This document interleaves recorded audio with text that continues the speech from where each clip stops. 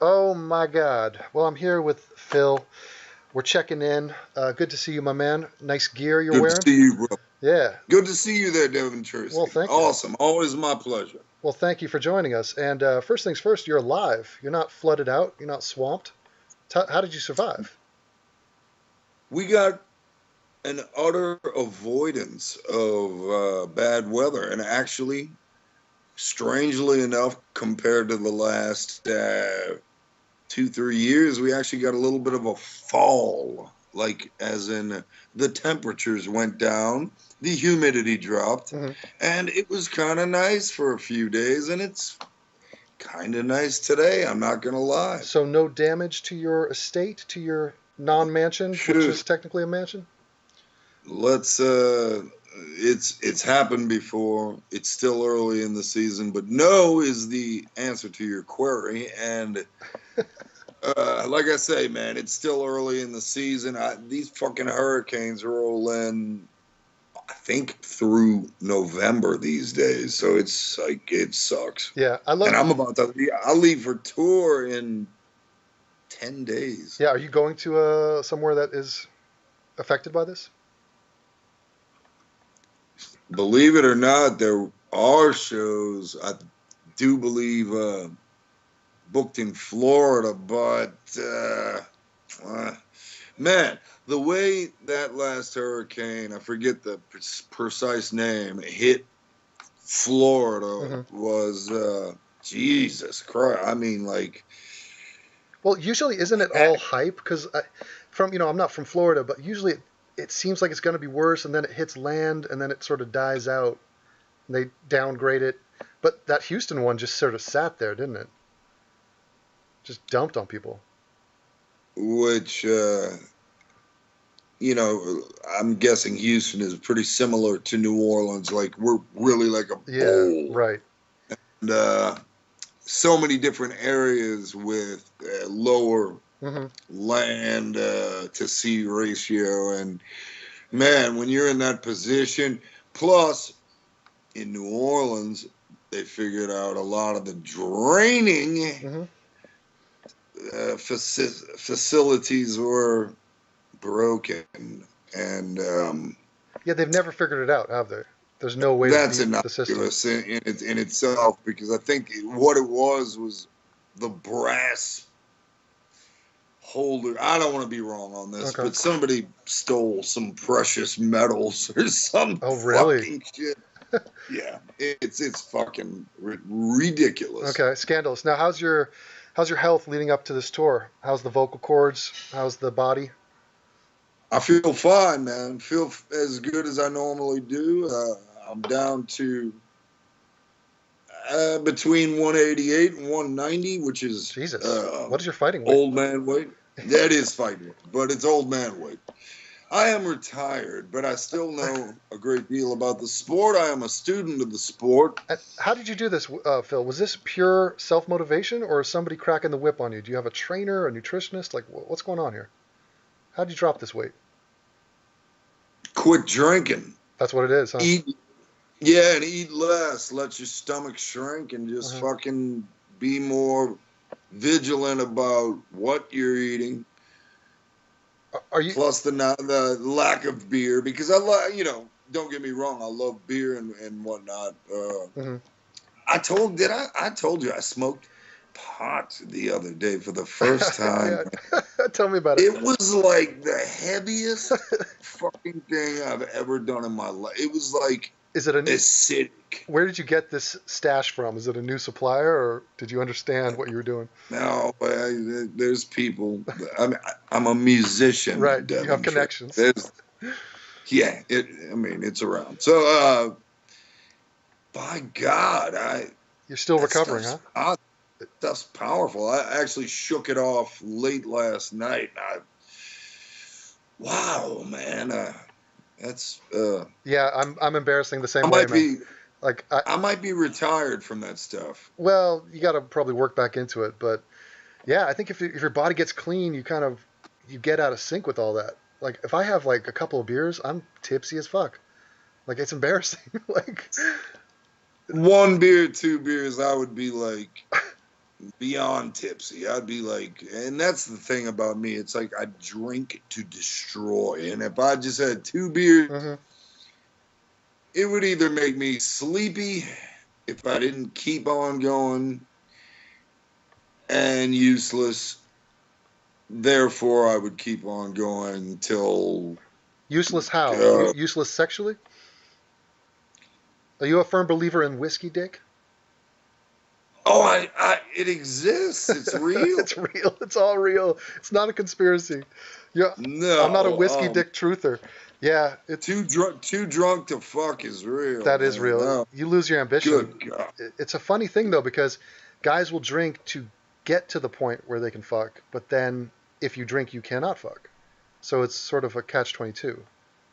Yeah, but that's like a insecurity thing, right? Yeah. I mean, I think it's a skill set that one has to learn, but the problem is you have to learn where that happy medium buzz zone is the hard way, because you got to go beyond it to be like, ooh, okay, that was too much, or you got to figure out what your drink is and all that. And also, there are the times that you do get smashed, plowed drunk, and everything works just fine. It might have to be the kink involved. I don't know, But we're here. We need to tell the kids a positive message that Phil Anselmo says say no to drugs and alcohol. Because he should be dead in about 1996 or 7. One of the, maybe even a year after. Yeah, well. Maybe, shit. Maybe I'm an unraveled mummy talking to you. From the new Tom Cruise movie? Yeah. Well. The Necronomicon raised necromancy. But, to get to the point here about the finalization of boozing and drugs and sex and all that shit, I say, do what thou wilt, that shall be the whole of the law. Oh. Booze is the law, booze under will. And that was... is that Corinthians? No, that's a shambolic ripoff of some Crowley-esque horseshittery. Okay, well, it sounded wonderful to me. And look at here, just to prove, look. Green. Phil was drunk that last stream. Phil's fucking, yeah. Yeah, well, Phil, clearly what you've done is replace that Coke with something else, some secret sauce. But, man, so are you a happy drunk, a violent drunk? Describe your drunk version. I am a happy ass drunk, but then again, oh Lord, a little bit of vodka can make me vicious. Oh. Sometimes the whiskey makes you feel like you're Mike Tyson in his prime. I've felt like that before. Yeah. I'm not. Do you do do you ever go blackout on your drinking nights? I had, yes. Fuck yeah. What, are you talking to me? Yes. You blacked out a couple years of your life? A little known fact, I met Phil back in '97 at one of his shows. I was in the crowd. I think we made eye contact for like probably a good 1 to 2 seconds. I was winning at a mosh pit at the time, and I saw that picture. That picture. Joe, that character Live Life thought he won, but you had him whooped. I had him because you could tell the respect of the other people in the mosh pit. They feared me. They avoided me. I looked like the Pied Piper of the freaking metalheads, just running around. And you were like a whole head taller than all of them, and they were just terrified, as they should be. Yeah, and I saw a look. Fear the room. I saw a look of respect from you. I caught it. It was unmistakable. And I think you lost your place in the song, and your bandmates were looking at you like, Phil, what's going on? Like, get back on track here. But anyway, it was a matter. That's common. That's common anyway. But the truth of it is, I did see you. Yes. I remember it clear as a day. Changed your life. As a bell. Yeah. That doesn't even make sense. Clear as a day. As it is outside is what I meant. No, clear as a bell. Like ding. Right. Boxing talk. Well, there are certain people that stick out in the crowd, and I'm one of them. It's neither here nor there. I'm not bragging about it. It's just a fact. Quit bragging about it there. All right, now I want to ask you about the topic of the day. And first off, let's gauge your excitement level. We got a fight coming up and you We do. are a fight fan. That is a known fact. Are you excited about this? Give me a 1 to 10. Oh, I'm a full 9.5. Whoa. No, I'm a full, okay. There's always that, oh shit, an inadvertent headbutt could end things. Bad scoring could definitely fuck the entire night. But Those type of. do you think that the fight has to be a great fight for this to still mean something? Because their records and their careers, and by the way, we're talking about Triple G, which I was just looking up his name. I couldn't figure out where the third G came from, but it's his middle name, which is kind of crazy. Gennady Yeah, Gennadievich Golovkin. It's a beautiful name. Um, and it is actually. and this guy, he's new to me. Obviously, I'm not a boxing fan, but I have been researching him, and I am pretty goddamn impressed with this man. He is a stone cold assassin, and he comes from what? Kurdistan? No, not Kazakhstan. Kazakhstan. Kazakhstan. Kazakhstan. Yes. Yeah, just a pure Russian assassin. When did you start following him, and what do you think of his game? I think he is a come forward fighter with a lot. I'm talking maybe 300 plus amateur fights Oh under the God. belt, and coming from the Ukraine and the Russian system, Hmm. that is a lot of excellent work and excellent gym work, excellent ethic, excellent sparring. So because you get to spar, Hmm. you get to be in tournaments against the best of the best regionally. So he's got that. He's defeated everyone put in front of him. I think he's the bigger man by an inch. So it says, but it looks like he's got a good. Just in general, we're talking about 160 pounders here. He is absolutely, in my opinion, the more realistic 160 pounder. And what I Hmm. mean by that is he is comfortable at that weight. It's Okay. his natural weight. It's his natural fighting weight. Whereas Saul Canelo Alvarez Uh-huh. has struggled in the past to make weight, but then again, he was fighting a junior middleweight, which is 154 pounds. And he's the type of guy that will murder himself to make weight Hmm. and then somehow magically put on 20 pounds in less than 24 hours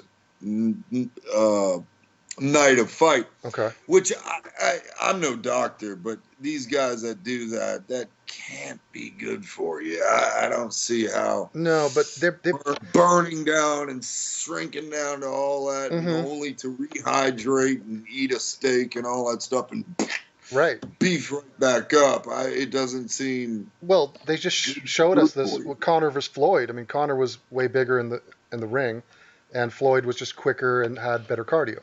So, I just watched Floyd again uh-huh. in some highlights. He's just a phenom, and it makes me wonder because Canelo Alvarez has faced Floyd before and lost, as all fighters have. Hmm. Put up a good fight. He was very young. He's still very young. He's 25 years old or 26 years old. Golovkin is 35, but Yeah. I'll say a young 35. Very, very fresh. Yeah. Has not taken a beating in the ring ever. And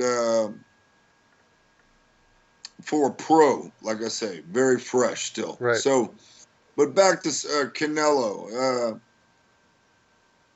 It makes me wonder if Golovkin is studying any of the little things that Floyd Mayweather did Hmm.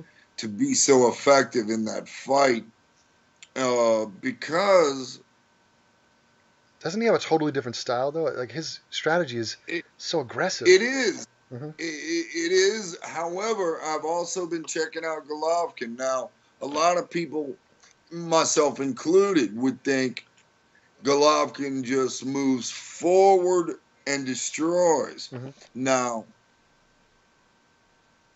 upon studying him, and I do mean Triple G here, Hmm.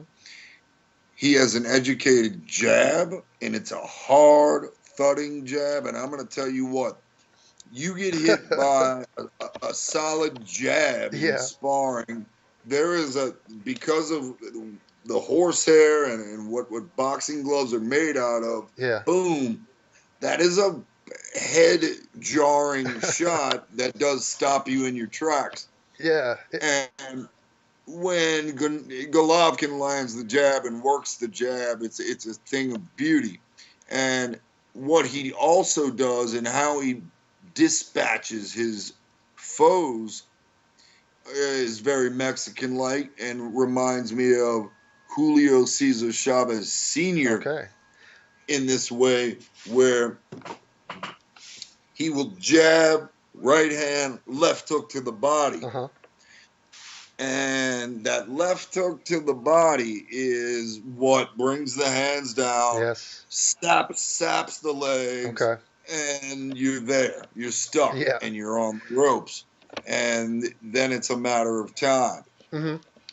One thing I can say about Canelo Alvarez and any other fighter that wants to take away the oncoming left hook, if you study each other, he damn well knows that left hook is coming to the body. You can turn your body away from the shot, elbows in tight, as a boxer should be. Elbows in tight, turn your way into the body, slip to the left hook, counter. Canelo Alvarez, very good counter puncher. Yep. Both guys, and this is why I love this fight here, Devon Tracey, king of all atheists. Listen to me.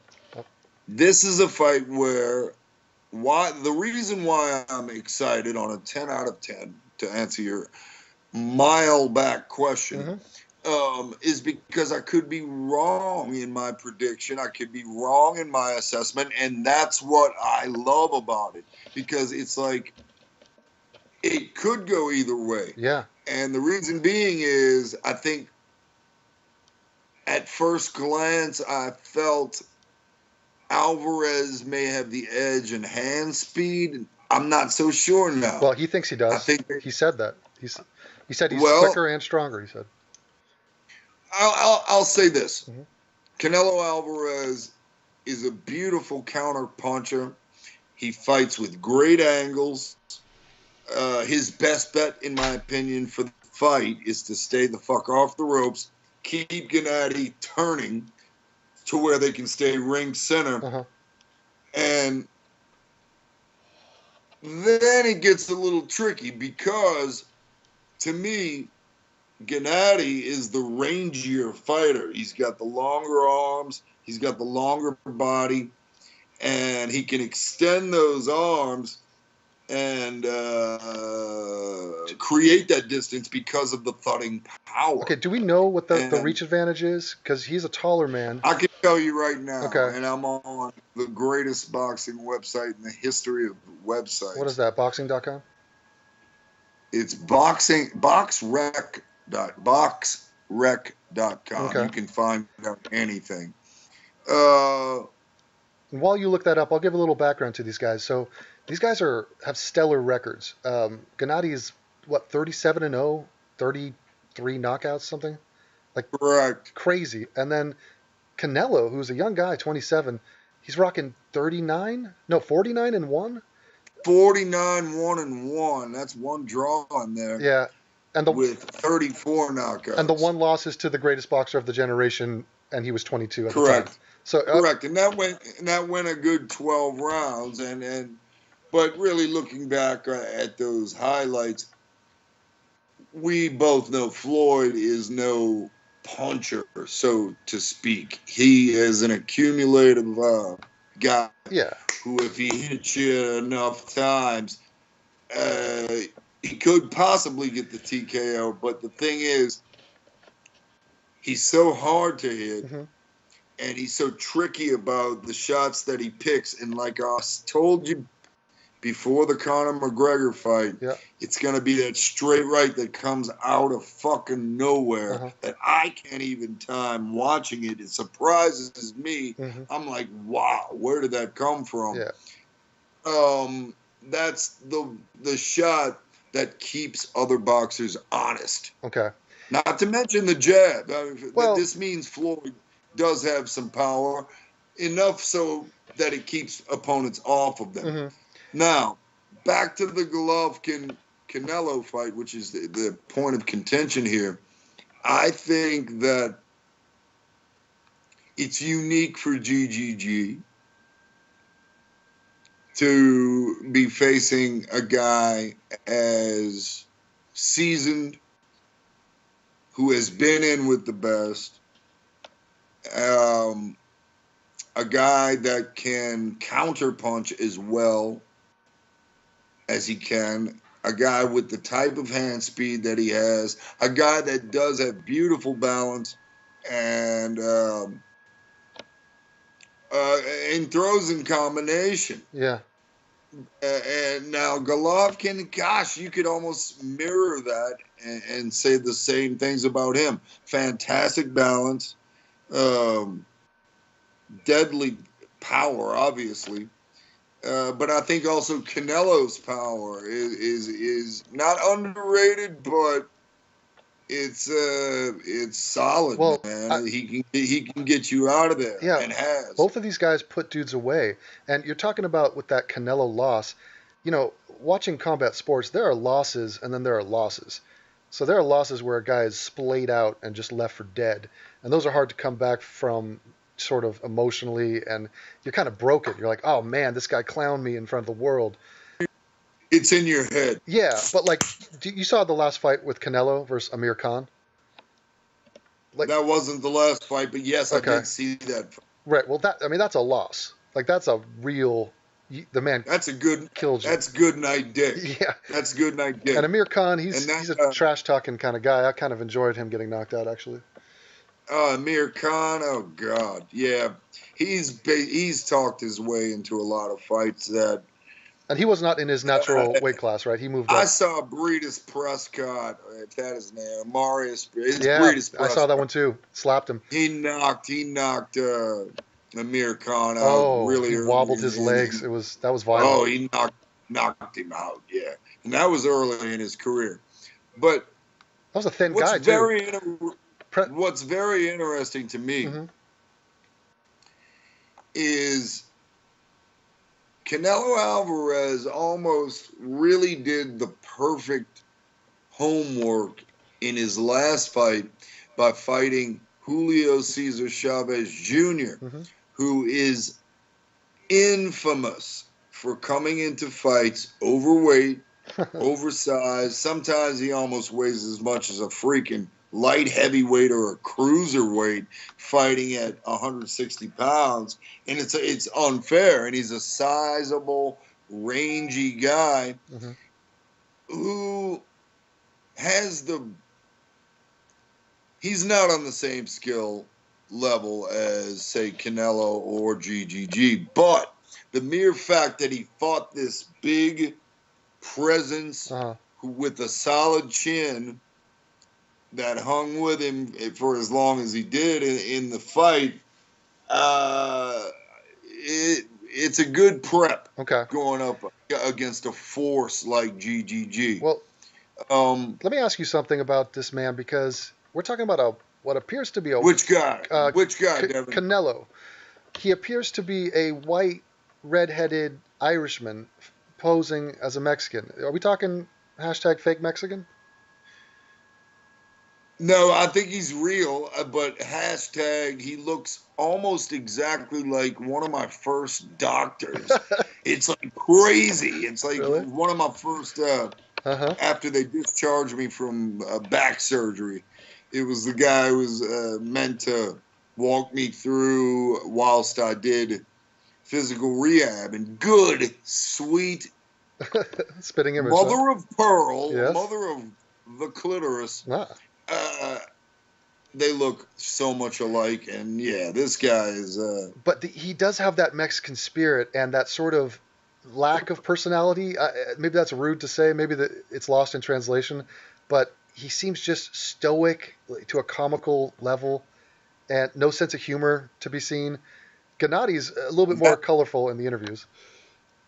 Agreed. But that's also focused, Devon. Mm-hmm. That's deadly serious. Taking what you do, deadly serious, because it is a sport where men die in sparring. It happens all the time. Not only that, they die in their brain. I mean, I was listening to Tommy Hearns in one of these build-up shows, and he's what a nice guy. And I got to tell you a story about Tommy Hearns after you. Yeah. Go ahead. I was just commenting on the fact my girlfriend was like, "Why is he talking like that?" And I was like, "Well, he's a boxer. He's been hitting the head a lot.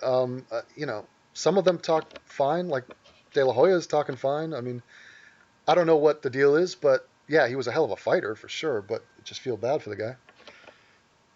Yeah. But you met him? Man, I met him. Mm-hmm. I've talked to him on the phone. Yes. So, yes, I know Thomas Hearns. Okay. And this is good stuff. All right, one night when the great Emmanuel Stewart was still alive, we were out, me and my lady, with Emmanuel, his lady at the time, lady of the night, and Tommy Hearns. Oh, wow. So I'm sitting at the end of the table with Thomas Hearns. Please tell me you got into a bar fight with Tommy. Yeah. What a guy to have on your side. But you know what you always thought about? You know, you see pictures of Tommy Hearns, long and lanky. Mm-hmm. He was about as tall as me, man. I expected him to be way taller. Well, I think by comparison, I mean, Hagler must have been shorter and stockier. I met Hagler, too, in Italy once, and he sat down and talked to me for like 2 hours. Nice. What a nice man. Really? What a dynamite guy with all of his facilities. And did you haggle over the bill? Pardon me? Did you haggle over the bill? Oh, haggle over the bill? With Hagler? Yeah. We arm wrestled. Okay. No. Honestly, we went to take a picture, and this is years ago, so I was drinking beer. Mm-hmm. It was a day off, and it was like we were in Italy, and he was in the hotel lobby. I'm like, Jesus, look, it's fucking Tom. It's the marvelous one, Marvin Hagler. So I'm freaking out. So I said, man, you're going to have a minute? He's like, sure. I ran upstairs, fucking jumped in the rain box, came back down, got a beer. We're talking.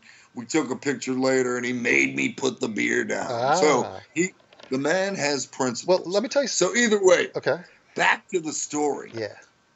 All right, so we're sitting there at dinner. Oh, yeah. And the appetizers show up, and snails were on the menu, escargot, as the French say. Oh, boy. And I'm like, Tommy, have one. And he's like, oh, Phil. Not happening. I don't eat that shit. I don't eat that shit. I'm like, why not, man? It's awesome. It's great. And he leans in real close. And he goes, come here. And I leaned in. He goes, Phil, you want to know why I don't eat them damn snails? I said, yes. And he said, because I don't eat no pussy. I was expecting that. I could smell that coming. Wait. Mm-hmm. He says, he follows up. He goes, every morning I wake up, I say, I love you, baby, but get your ass out my face. So he's against all seafood in general, sort of thing. I almost fell out of my fucking chair. Oh, Lord. Well, Oh, Phil, I grew up during the period of Hagler Hearns, and yet I wasn't a boxing fan to the point where now I couldn't even tell you who won that fight. But I know the importance of the fight, and I know it was a war, which is Hagler, third round knockout, but he did take some serious shots. He got cut right in the middle of his oh, forehead, and it was getting down his face and into his eyes. okay. But if you watch that fight, he didn't even flinch at Thomas Hearns' power shots, and he just kept trucking forward in that southpaw stance and ended things brutally. On the flip side, Mhm. I saw Thomas Hearns destroy Uh-huh. Roberto, Duran. the lion molester Oh, Duran, correct. in 2 rounds. Thomas Hmm. Hearns buzzed him all up in the first round with brutality and straight shots, Okay. and then took him out Well, cold in the let second. me ask you, a fight that ends early like that, first 3 rounds, would you consider that not a good fight? Even though it's a display of excellence from one guy, because it isn't competitive and long, does that diminish the overall memory of the event? Not if it's a good fight, not if it's give or take, or a masterful Yeah. performance. And a lot of people won't know this because a lot of people don't know this, but the great and recently retired 11-year reigning heavyweight champion Vladimir Klitschko, The Great White Hope. no, the great heavyweight champion Uh-huh. who could beat men of all colors all across the globe. It didn't matter. You're not going to beat Vladimir. Except So, except for Anthony Joshua in London. yeah, but that's a 20-year difference, and that's like fighting a mirror image of each other. And Still knocked him down. as we damn well know, boxing is a young man's sport, Oh, but you say that. and Vladimir had him hurt, Yes, he did. and He did. stayed a little too cautious as he normally does, didn't let his hands go. He could have ended that fight, Uh, but he didn't and paid the price. Such is boxing, such makes great wars. When both guys go down and then there's an eventual knockout yes. in a long competitive fight, it's memorable, it's fantastic. Same thing goes for short fights that are competitive. Hmm. However, getting to my point, also masterful fights where uh, Vladimir was defending his title against a guy his size in Ray Austin. Now, Ray Austin has been known or had been known to have a shaky chin. He'd been knocked out a couple times, but he was always a dangerous guy to a degree. I didn't expect Vladimir to have any problems with him, but Vladimir showed this at the time new wrinkle in his arsenal, which was to gauge his opponent in the first round by keeping that right hand cocked, but not letting it go and sizing up Ray Austin with the jab. Bing, bing, touch, touch. Hmm. Walk him around the ring, tie up, push off. Bing, bing, push, push. Second round came out. More the same, not one right hand thrown. And Vladimir got him on the ropes, still with that right hand cocked, jabbed his head back, and threw 5 consecutive left hooks, with the fifth sailing over Ray Austin's falling head. Mm. So he didn't throw one right hand and knock the man out with one hand. And that, to me, is an incredible, masterful I performance hear of you. the art of boxing. Got it. Now, speaking of that left hook, I've been watching some of these Canelo highlights, and he's got a pretty glorious lead left hook. Have you seen this thing? It's quick. Of course. Yeah, and I mean, it's powerful. And doesn't it put you in danger, though, like for all sorts of counters? I mean, you got to take all sorts of risks. But these guys, they both have good chins. Who do you think has the better chin? Have either of them been floored in their careers? I know that Triple G has not. Matter of fact, I don't think he's even been hurt. Yeah, and actually, And as far as Canelo goes, I can't recall, but I don't think so. And man, if I'm wrong, then I'm wrong. right. But I if he has been down, it's been brief, and it was inconsequential right. because he obviously won the fight. Mayweather didn't drop him, so. But doesn't that help? I mean, these guys are offensive juggernauts, but to be that, you have to have that sort of armor. You got to have that confidence that you're not going to get, drop dead on whatever counter shots are coming your way. And the one thing that, Well, also you have to be in elite shape because uh-huh, if you're in great shape, you can take a shot better, and also your balance has to be fantastic. That's a whole lot of what your casual boxing fan doesn't realize is footwork, balance, lower body, hip movement. mm-hmm, Okay, now this makes me think about this GGG Canelo Alvarez fight where I'm not sure that Triple G has faced a guy that can move at the waist as slickly and nimble. with method Mm-hmm. as Canelo Alvarez can, and he does throw beautiful combinations off the ropes. He can let you. We're going to see a whole lot of tactical stuff, I think, early because they're both elite fighters, and that tends to happen. And Um, I think part of the story is great is that the toughness level on both these guys is unquestionable. Like the Mexican, like they've proven it time and time again. I was watching some footage of Triple G. He went to Dodger Stadium, and it tripped me out because I was watching Mexican fans come up to him, ask for his autograph, and get pictures with him in Dodger Stadium, which is like, it's like Mexico City over there. And they respect this guy. Like he's huge in Mexico. So because he fights in a Mexican fashion, like I mm-hmm, say, like the great Julio Cesar Chavez. It's the body shots. yeah, It's the body shots that paralyze. But guess who else has a good body shot? Canelo Alvarez. They both do. But this makes me think about being comfortable at weights. Mm-hmm. But it also makes me think of, gosh, two different things. Uh-huh.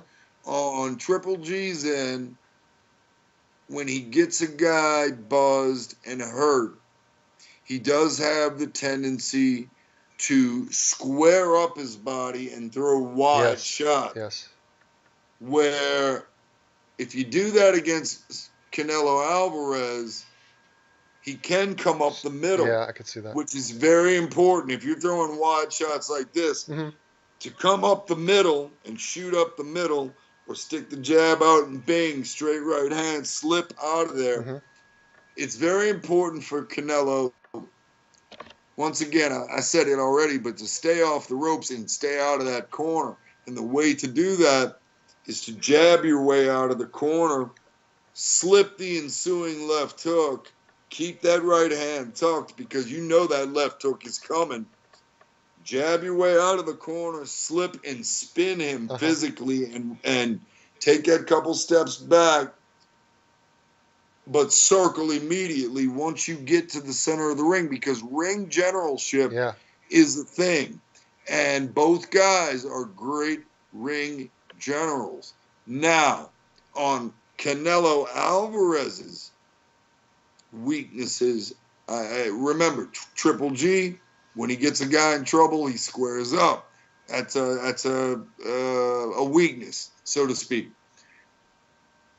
Now, one thing that Canelo Alvarez does is like the great Gil Clancy, rest in peace, used to say about Evander Holyfield, is when sometimes he lets those beautiful combinations go he'll stand there. And what the great Gil Clancy would say is he's waiting for the receipt, meaning he's waiting to see what or how much damage he has inferred on his opponent instead of resetting, reloading, getting a different angle, and continuing the attack. And gosh, this makes it so interesting because Triple G has that will in his eyes. He has that confidence that he's not going to be hurt by a single shot. Yeah. Oh, let me jump in because when I've seen his highlights, he'll go on to these offensive attacks. He'll get in the pocket, and he's a great boxer. He's slick. He's got the combos. He's got the strategy. But when push comes to shove, he's willing to brawl a dude in there, and like he'll throw and he'll get hit, but he's like, look, we could stand toe to toe, and I think my punches are going to hurt you more than yours are going to hurt me. And he's proven it every time he's done it. So like, he has a nasty dog in him. It's that sort of Kazakh, Mongolian, comes from nothing. Like, I'll fucking go to war. I'll kill you in here. He's got that look in his eye. Well, a lot of these guys did come from nothing. Thinking back to the Klitschko brothers living in this tiny little apartment in the Ukraine, they smuggled in a can of Coke and opened it up and smelled it. And they looked at each other and they said, "That's what America smells like." That's like, they're from hard places and hard times. Let me. I have a question I want to ask you. It's embarrassing for me to ask, but I've always wondered it, and I'm going to ask a boxing expert because, sometimes I'm watching a fight and I wonder why the fight is going the way it is. So you have two guys, you got two weapons, you got a left and a right. Okay, it's not that complicated. The point of the fight is to inflict more damage on your opponent than is inflicted upon you. You're trying to hurt the man, but you'll see. So usually one guy throws punches, the other guy throws punches back. But then there will come a time in the fight where one guy throws unanswered punches, just a bunch, uncorks a bunch, and the other guy shells up in pure defense. Now, sometimes it's done just to let the guy burn out, like Floyd will do to you or Muhammad Ali, or other times it's just they lack the cardio or are just hurt or don't have the will. Why can't they pull the trigger? Why would you let a guy hit you 15 times in a row? It seems like a simple question, but I'm interested to hear your take on that.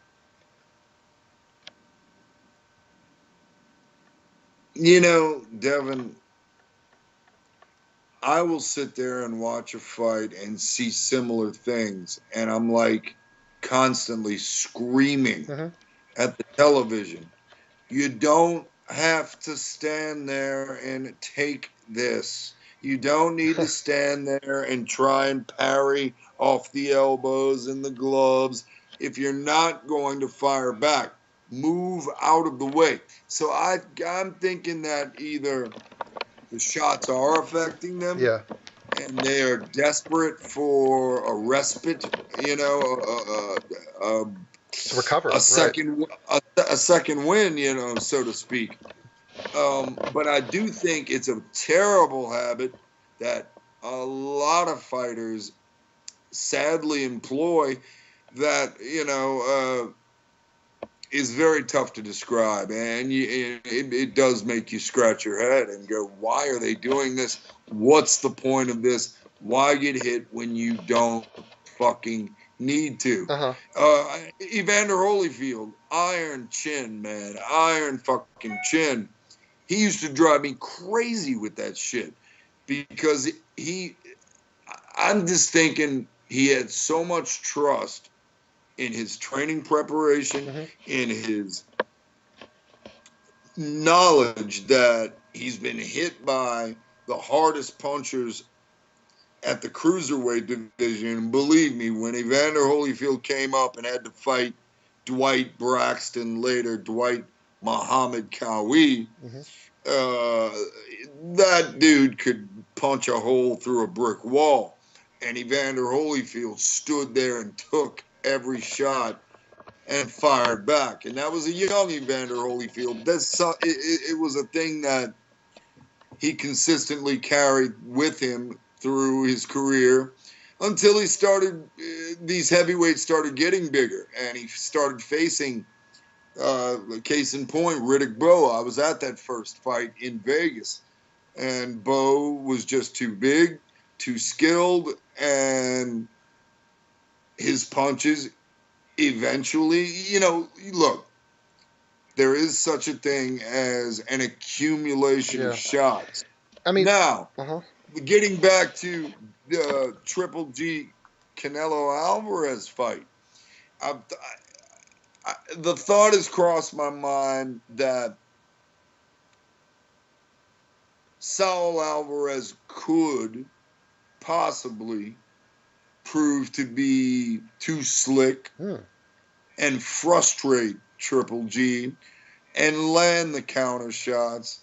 And because Alvarez can punch, eventually, if he lands enough hard shots and he does go to the body, and he does, it's not just the left hook to the body. Sometimes you brought up the lead left hook. A lot of times that lead left hook is followed by a short dip and a whipping right hand to the body. It's interesting. Yeah, I love. It's like if GGG squares up, or if Alvarez gets into an angle to where it makes GGG square up, like Mike Tyson used to do against opponents. Tyson would just shift, and there he was, perfect, bang, uppercut.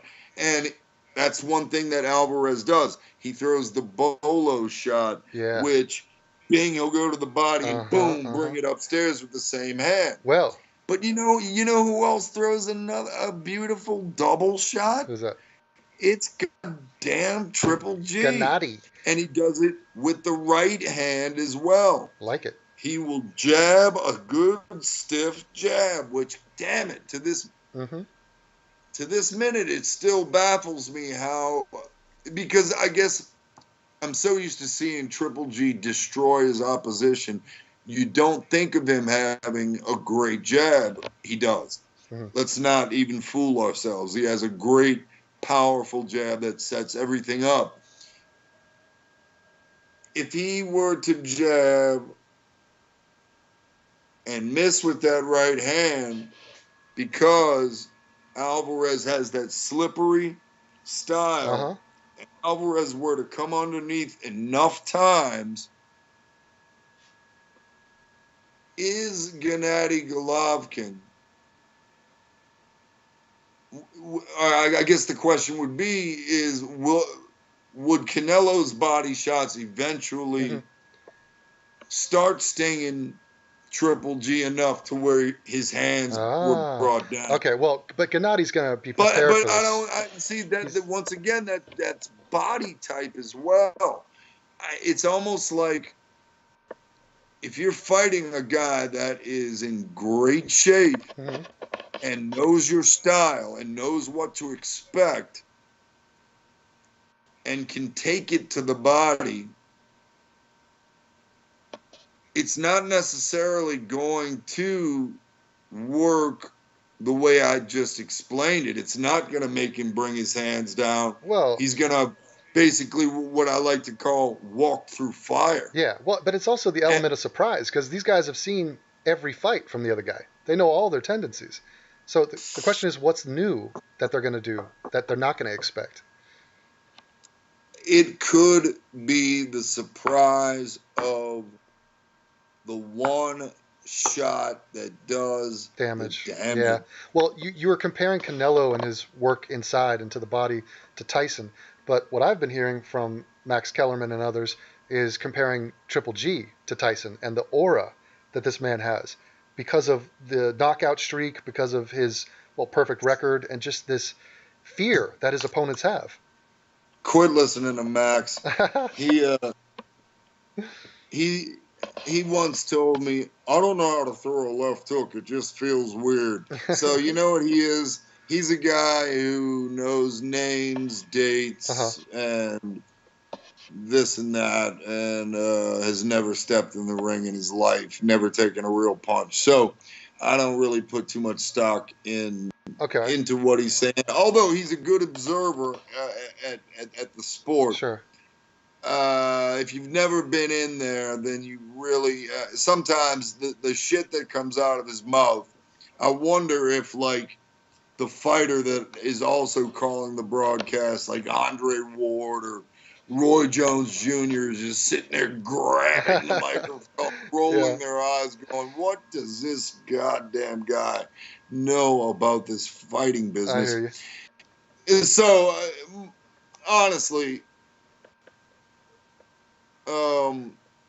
this is such a tough fight to call. But we're talking my about... thing is this. Go ahead. Both guys have it all. I know. They've got every fucking tool in the toolbox. I just think that Canelo Alvarez, first and foremost, you brought up this aura. Yeah. He's not going to be intimidated by the aura. He's been in with Mayweather. Sure. He's been in huge fight situations since HBO picked up his contract and elevated him to this status. Before he was even noteworthy, really. But in this case, like, oh God, just recapping the last weekend's worth of boxing on how much they talked about how great and how pound for pound great Chocolatito Lopez or whatever his name is. I always thought it was overrated, and you're going to hate me for this, but the same way I kind of feel like they're pushing Lomachenko way too early to really know that much about Lomachenko. Yes, the skill set's there. Yes, all that's there, but has he been in a real fight? Yes, but there's already one loss on his record. But Phil, they said that about all those guys. They said that about Triple G and Canelo. They're selling a product. Yeah, of course. Well, I'd like to mention this body attack because it really is the man's game, and it's I feel, maybe correct me if I'm wrong, but for boxing aficionados, they love a good body shot because the headshots. You know, the layman can appreciate the headshot. You see some guy's neck snap back, sweat flies off the face. It's like something out of a Rocky movie. But a body shot, you don't quite know the damage. Only the two guys in the ring know the impact of that shot truly. You know, you could say, well, he got him kind of square there. But and these guys have knocked out multiple opponents with body shots. And the body shot knockout is something special where it's a delayed reaction, bang to the body. 2 seconds later, the guy crumbles in pain. And it's demoralizing. It's like, the headshot is like, okay, your equilibrium was fucked and your brain sort of shut down, or your jaw, you got sort of, they pressed the magic button on you. But that body shot is like your internal organs are being ruptured and fucked with. You're correct. And here's another thing. You know why it's demoralizing? It's because when you get hit in the body like that and you're not knocked out in the mind, the mind wants to still react. The mind wants the legs to work. Okay. The mind wants the body to get up. But the bottom half of your body will not cooperate with what the brain wants to do. And a body shot can hurt from a good liver shot. That will take. It feels like being kicked in the balls and having both of your shins smashed with a crowbar. Well, it fucks you up, man. I think that a body shot is more devastating than a headshot. For example, in the UFC, if a guy goes down from a body shot, the fight's over. I've never seen a guy recover from a body shot. Because there's no defense left. You are stuck, but you're still where you are, and you are a sitting fucking duck. But you could get a standing 8 count. It's going to take way longer than that to recover. Meanwhile, a flash knockdown, or even a true sort of quick knockout, you can get up and get your senses about you, and your body is not in total failure. So, Can I ask you a question? yeah. Did you see Conor McGregor hurt Mayweather to the body Well, and the referee step in the middle of him and talk for about 15 seconds? boxers always pull their shorts up really high, but yeah, I don't think that was a groin shot, was it? I thought it was right in the belly, and then Yeah, it I thought it, looked real to I thought it me. was legit. I know. In fact, I was listening to, I think, who was it? Who's that guy from New York who runs? It was legit. It was I'm legit. telling you right now. The guy was one sports announcer was saying, "Man, I thought he was hurt. I was ready for Connor to swarm him and end it. It was beautiful." Referee sure wasn't having it on. No, but here's what's interesting about this body work, because you have these skilled guys and they're throwing jabs, they're doing crosses and hooks and all, countering. It's all glorious, the sweet science. But then all of a sudden, in the midst of a combo, Gennady will just pivot, focus, grit his teeth, and focus his entire life's energy and power onto destroying your liver. And it's kind of a spectacular thing to behold, because you're worried about getting punched in your face, you're dipping and diving, and next thing you know, oh shit, I forgot about my flank. And it's just thudding power. And one shot can be a game changer. And both guys have that power. And that's why I wonder. They both know about the body work that each can inflict. Mm-hmm. And we would both be utterly crazed to think that they would not try and employ their strengths, both of them. So to go to the body for both guys is imperative. It's part of their game. It's what they do. Now, I think that Canelo Alvarez is a compact guy, and a compact guy with his chin down, like, say, Mike Tyson, Yeah. is a very tough guy to hit, and also normally, pardon me, has a good chin. Mm-hmm. And I think both guys do have good chins. I'm not sure Golovkin has been tested in the pros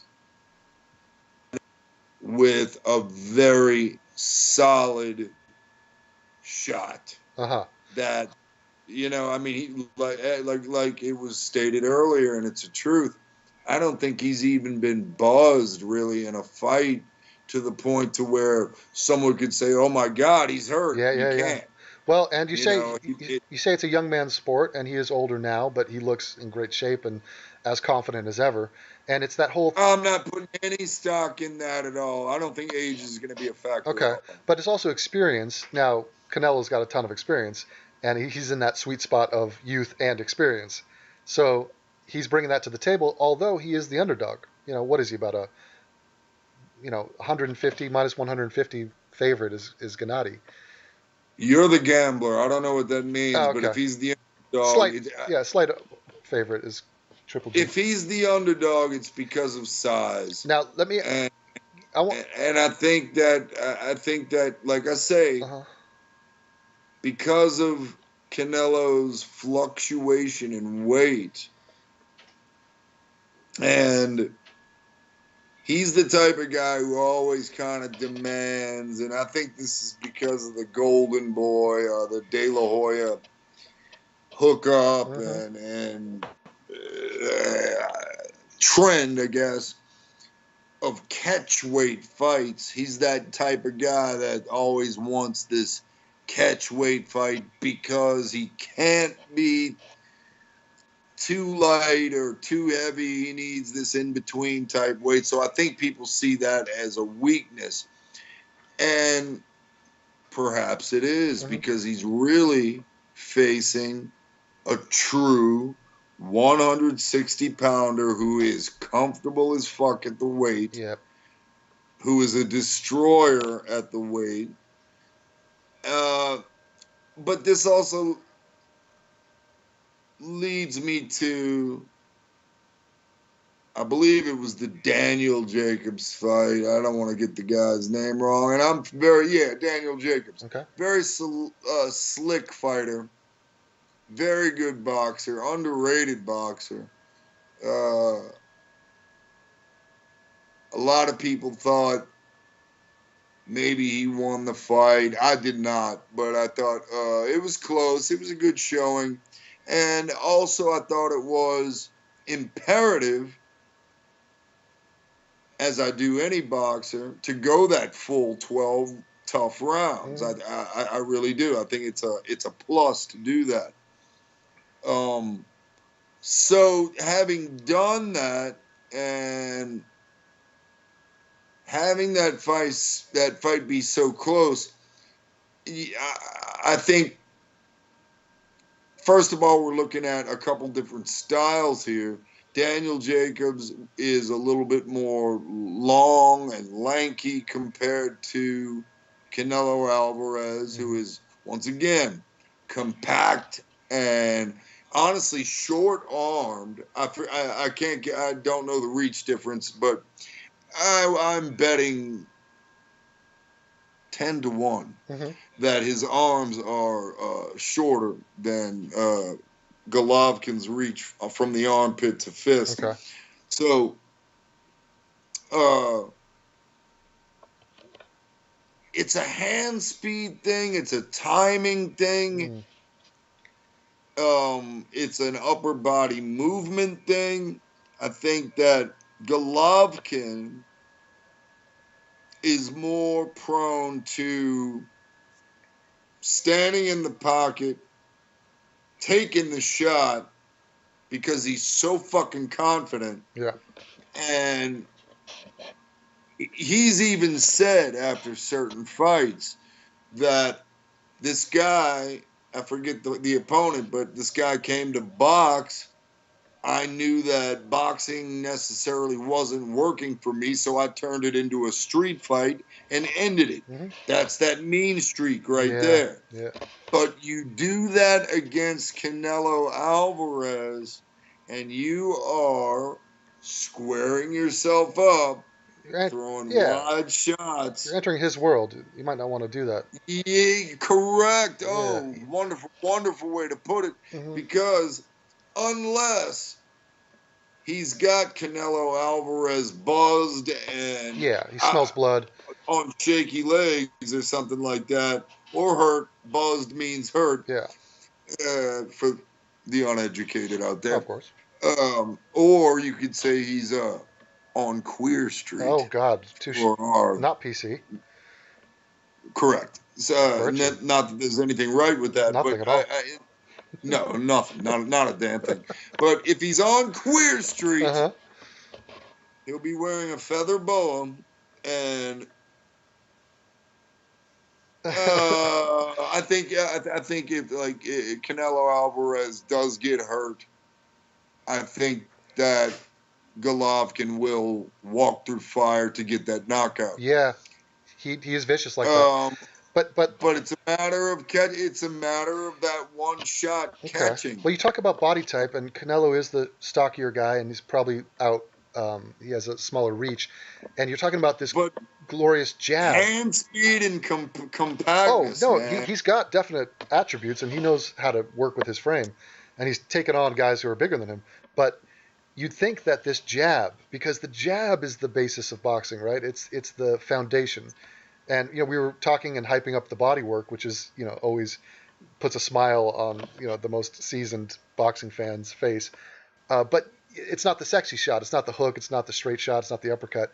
But that jab, it is underrated. And for most people who've never been punched in the face, a jab is a punch. To say a jab makes it sound like it's just a touch or just a poke or a pawing out gesture with the arm. No, it's a straight shot. These are power jabs half the time.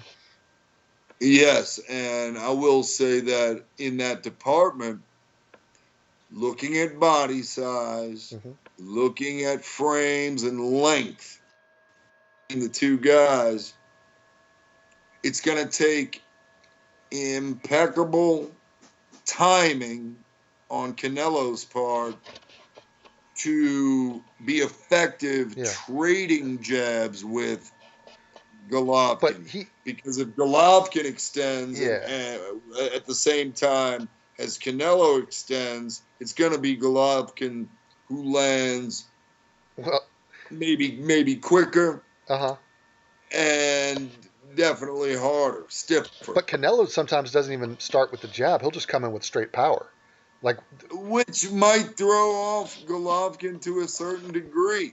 Because after he does do that, he can reset and box beautifully and go straight back to the jab. Another thing I'd like to say with your referencing the jab, not only is it a punch, it sets everything else up, because what the jab does,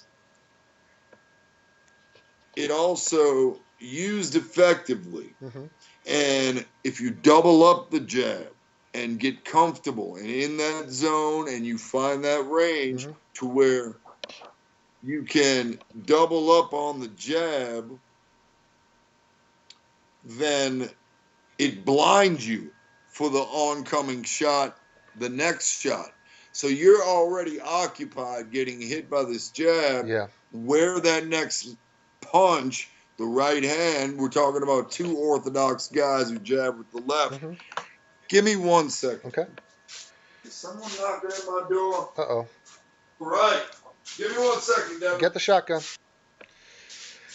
This is interesting. It's discussing the strategy of the different punches and understanding the nuances of the game.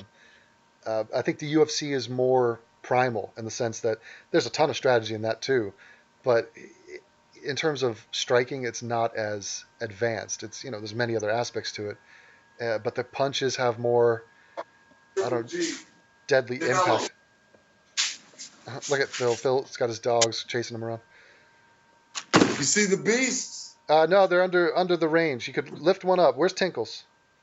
Oh, those beasts. Tinkles. Get over here. None of them are named Tinkles, so they're like, for the record. What? Who the fuck is Tinkles? Look at that. Hell yeah! I know you're rocking it, man. I appreciate it. Oh, stomach tats. What is that? Oh, Tupac couldn't do that. Unscarred, and yet he has scars. Unscarred by trials. Yeah, I don't know. You're living a lie. Thinking. You're a liar, Phil. Boy, is that a lie. Look at this forehead. I look like fucking Abdullah the Butcher. All right, now we're talking jabs. I want to get back to a punch that I've seen Triple G throw, which I want to ask you about the physics on this thing. I've seen him knock at least a couple guys out with it. It's a left looping over. It comes from above. He punches you in the top of your head downward over. It's like an overhand left hook. It's incredible, and he generates power off of it. And I don't understand it, but you could see the ripple effect. People just melt after receiving it. You ready for this? That is a Ukrainian Russian system thing. What is that? Bolo punch or something? Well, like Vladimir Klitschko, who I would highly think that Golovkin has studied with that jab. He'll set you up with the straight jab, sure. Get you kind of used to it, and then beautifully, while that jab is extending, he'll turn his hips. Bing. Like, you got me in the shot? Yep. You make yourself small. You don't want to be squared up and fighting. You make yourself small. Yeah. You send that jab, beautiful like that, and then, damn, my childbearing hips aren't in the shot. But bing, bing, and you turn that shot. And it's a pivot on the feet. You don't lift. I can't stand when people lift their heel up and twist their toe. Okay. That's total off balance bullshit. You watch Bernard Hopkins, he does it beautifully. It's a straight left shift with the hips, bing. So he can turn, bing, like that and slip out of the way. But another thing he does is he brings a chopping right hand down over that shot that comes down and over. It's crazy. Because a guy is going to be slipping out of the way, trying desperately to slip a shot, but whilst they're bending, he'll time. He anticipates that, and he's there. And it comes off as a chopping right hand. Instead of shooting it straight, it'll come off, bam, like that, where he will catch you right on the top of the head. And another thing is, kill shot. A lot of guys will try and turn away from his shots. And when they do that, they do get caught in the back of the head. But it's not illegal. I mean, it's a back of the head shot is illegal, but not in the heat of fire and battle.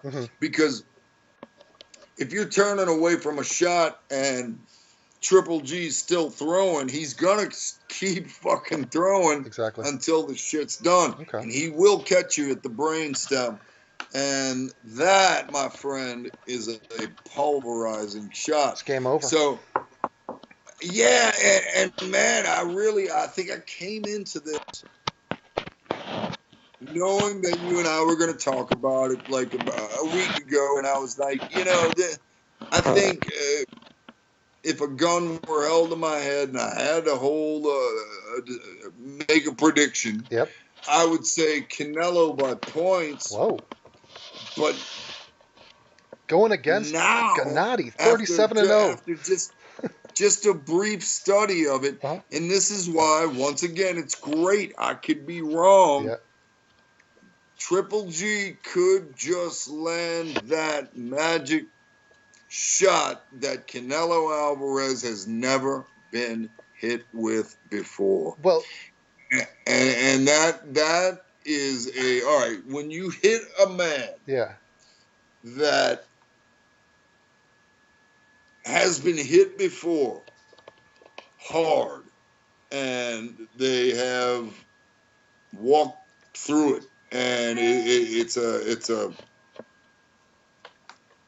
they feel like they've been through it before. But this time, when you hit them and they feel it, a lot of times, most times, the game plan goes out the window, and he can come up the middle with all the shots he wants. Because I've seen Canelo Alvarez land a good stiff jab, hook off the jab, and just out of habit, try and come up the middle with that right uppercut and have it miss completely. But that was his combination in mind, and it didn't work that time. So I've seen it happen to where he's come up short because he's so compact. It's like, to me, if really, oh man. You're on the fence. Once again, I wanted to say Canelo totally had the edge in hand speed, but I'm not so sure now. I could see that edge, but I just think that Gennady's got this bravado and this swagger and confidence where he has just been mowing through people. I mean, he doesn't just beat people, he's knocking them out, which is kind of rare for this division. Am I correct? I mean... No, you in the past. But his knockout ratio is... 160. Great 160 pounders could get you out of there. That kind of went out the window with Bernard Hopkins, who's just a difficult guy to fight. Very, very so ring savvy and just... He's a phenom. So it's like, my God, he's a very hard man to fight. I have a question for you. But in the past, like Marvin Hagler, John the Beast Mugabe, guys I could get into, they would knock you fucking cold out. Well, at 160. Well, not me, but yeah, I hear what you're saying. But of course not. No. You won the mosh pit. But I run that shit. Okay, well, let me ask you this, because as a guy who's never gotten in the ring and sparred and boxed, you have, and I want to ask you, what does it feel like like psychologically to get hit with a stiff jab. So you're in there, you know you're boxing, you expect to be hit, but you're sitting there, you, you didn't react, you didn't get out of the way, and then bang, a man just punched you in your face. Like, does part of you think, motherfucker just hit me in my face? Like, do you ever? Yes. You do, and you feel like you want to get it back and just be like, could it not trigger you into making some tactical mistakes? Because Yes. it could. Okay, because in the UFC it happens with leg kicks. It's leg kicks are almost similar to a jab because a guy can throw a leg kick and you can't react. It's not enough time. It happens so quick, and all you can do is take it. And some dudes Ugh. will try to kick you back, but really you got to just be like, damn it, this guy just assaulted me in public, and I just took it. And like it's just like awkward. It's like, damn, what am I gonna do now? Tell me about that feeling. What is it like to get jabbed in the face? It sucks. It sucks because number one, not all of them hurt equally. Some can be a wake up call to you, like I'm not doing enough, or fuck, I'm doing everything I possibly can not to get hit, and I got tricked into it. I walked right into that shot. I got fooled. And then there's other times to where it's so stiff Mm-hmm. that it can break your nose, Okay. which has happened on many occasions.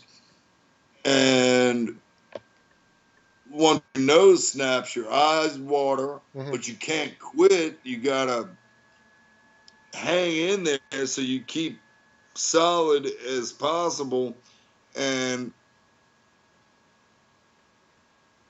you want to retaliate, but there's a big part of you knowing that once those hands come out, you're giving your opponent a great chance because you're open. You're wide open.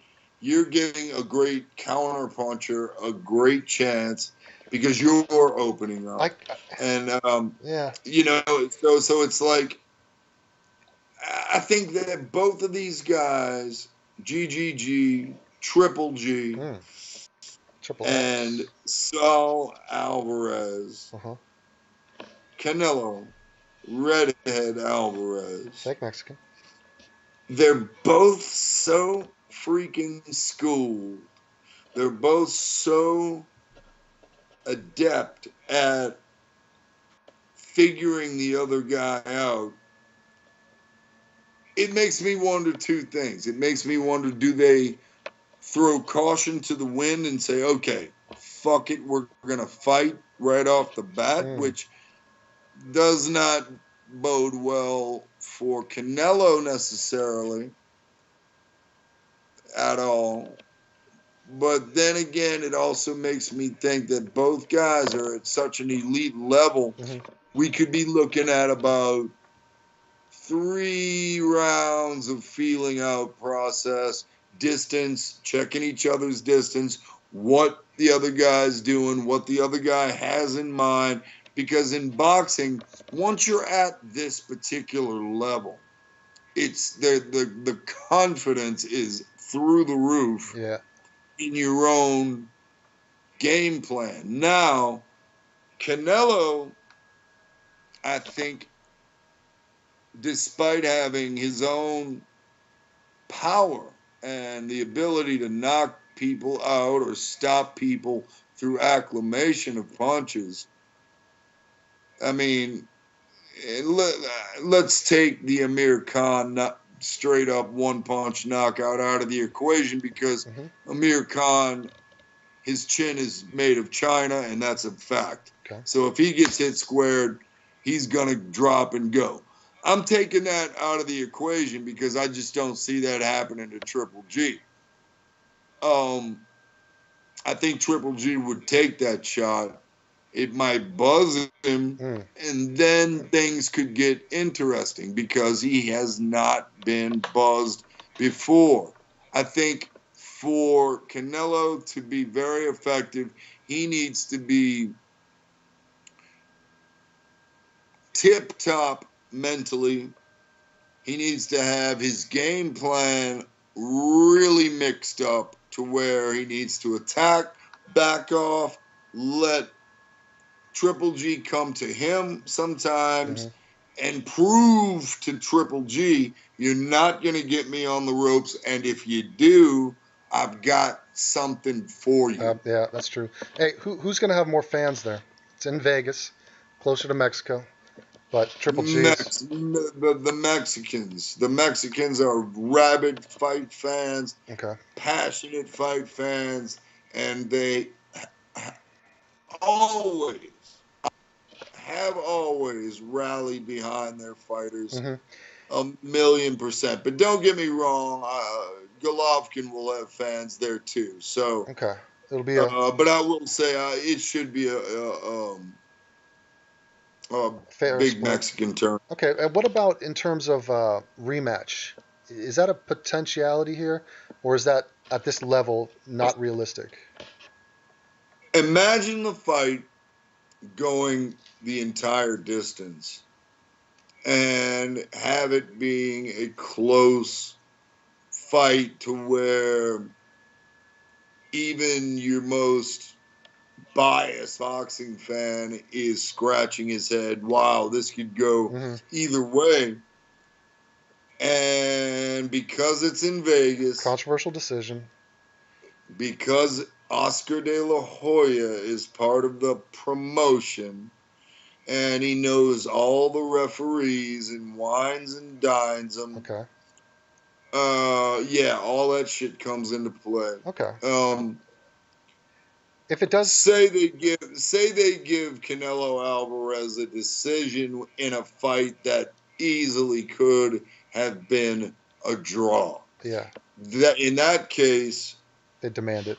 I would say, yeah, the demand for the rematch would be way too much for both guys to pass up on and too lucrative. But also, the same can be said if it goes to Triple G and Canelo shows himself really well, and it's a toss-up on who really won that, because there's close rounds now. Yeah, but I'm not naive, though. The worst thing to me about boxing is this, is when one guy dominates for 2 minutes with basic boxing, sticking that jab in, landing the jab, whacking away at the body, and then in the last 30 seconds, the other guy comes on and lands 2 good shots that catch the eye of the ref, and they give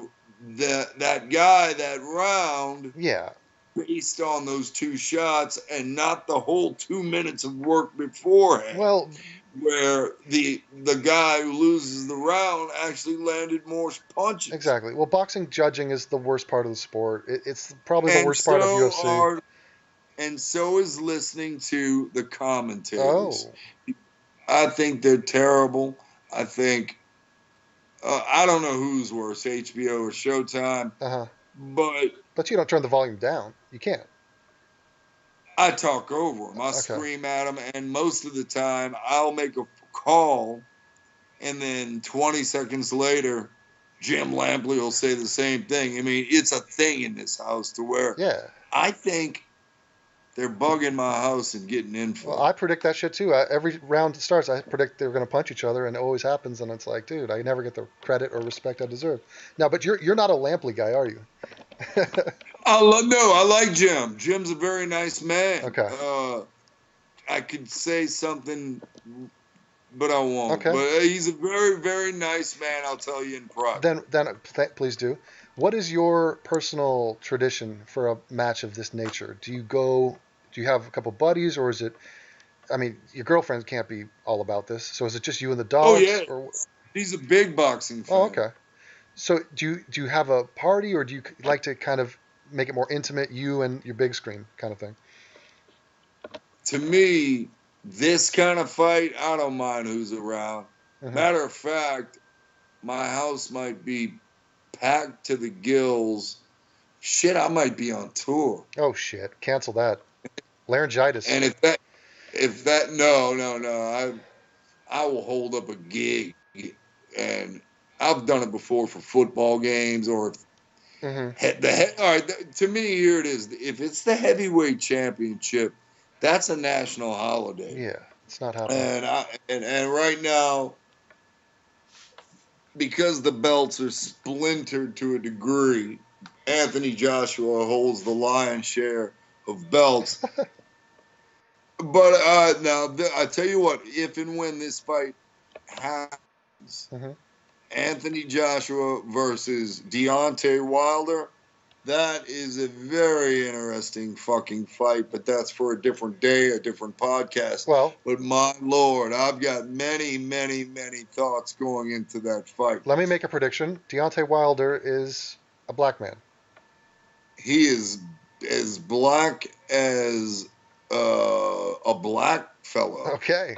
and Perfect. he's from America, Tuscaloosa, Alabama. And I don't know why.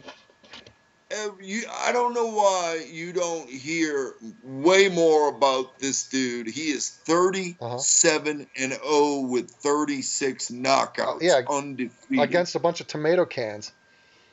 That's what you say. But I tell you what, to get up for every one of those fights is a tough thing to do, man. Tomato can or not. Mm-hmm. Put it this way.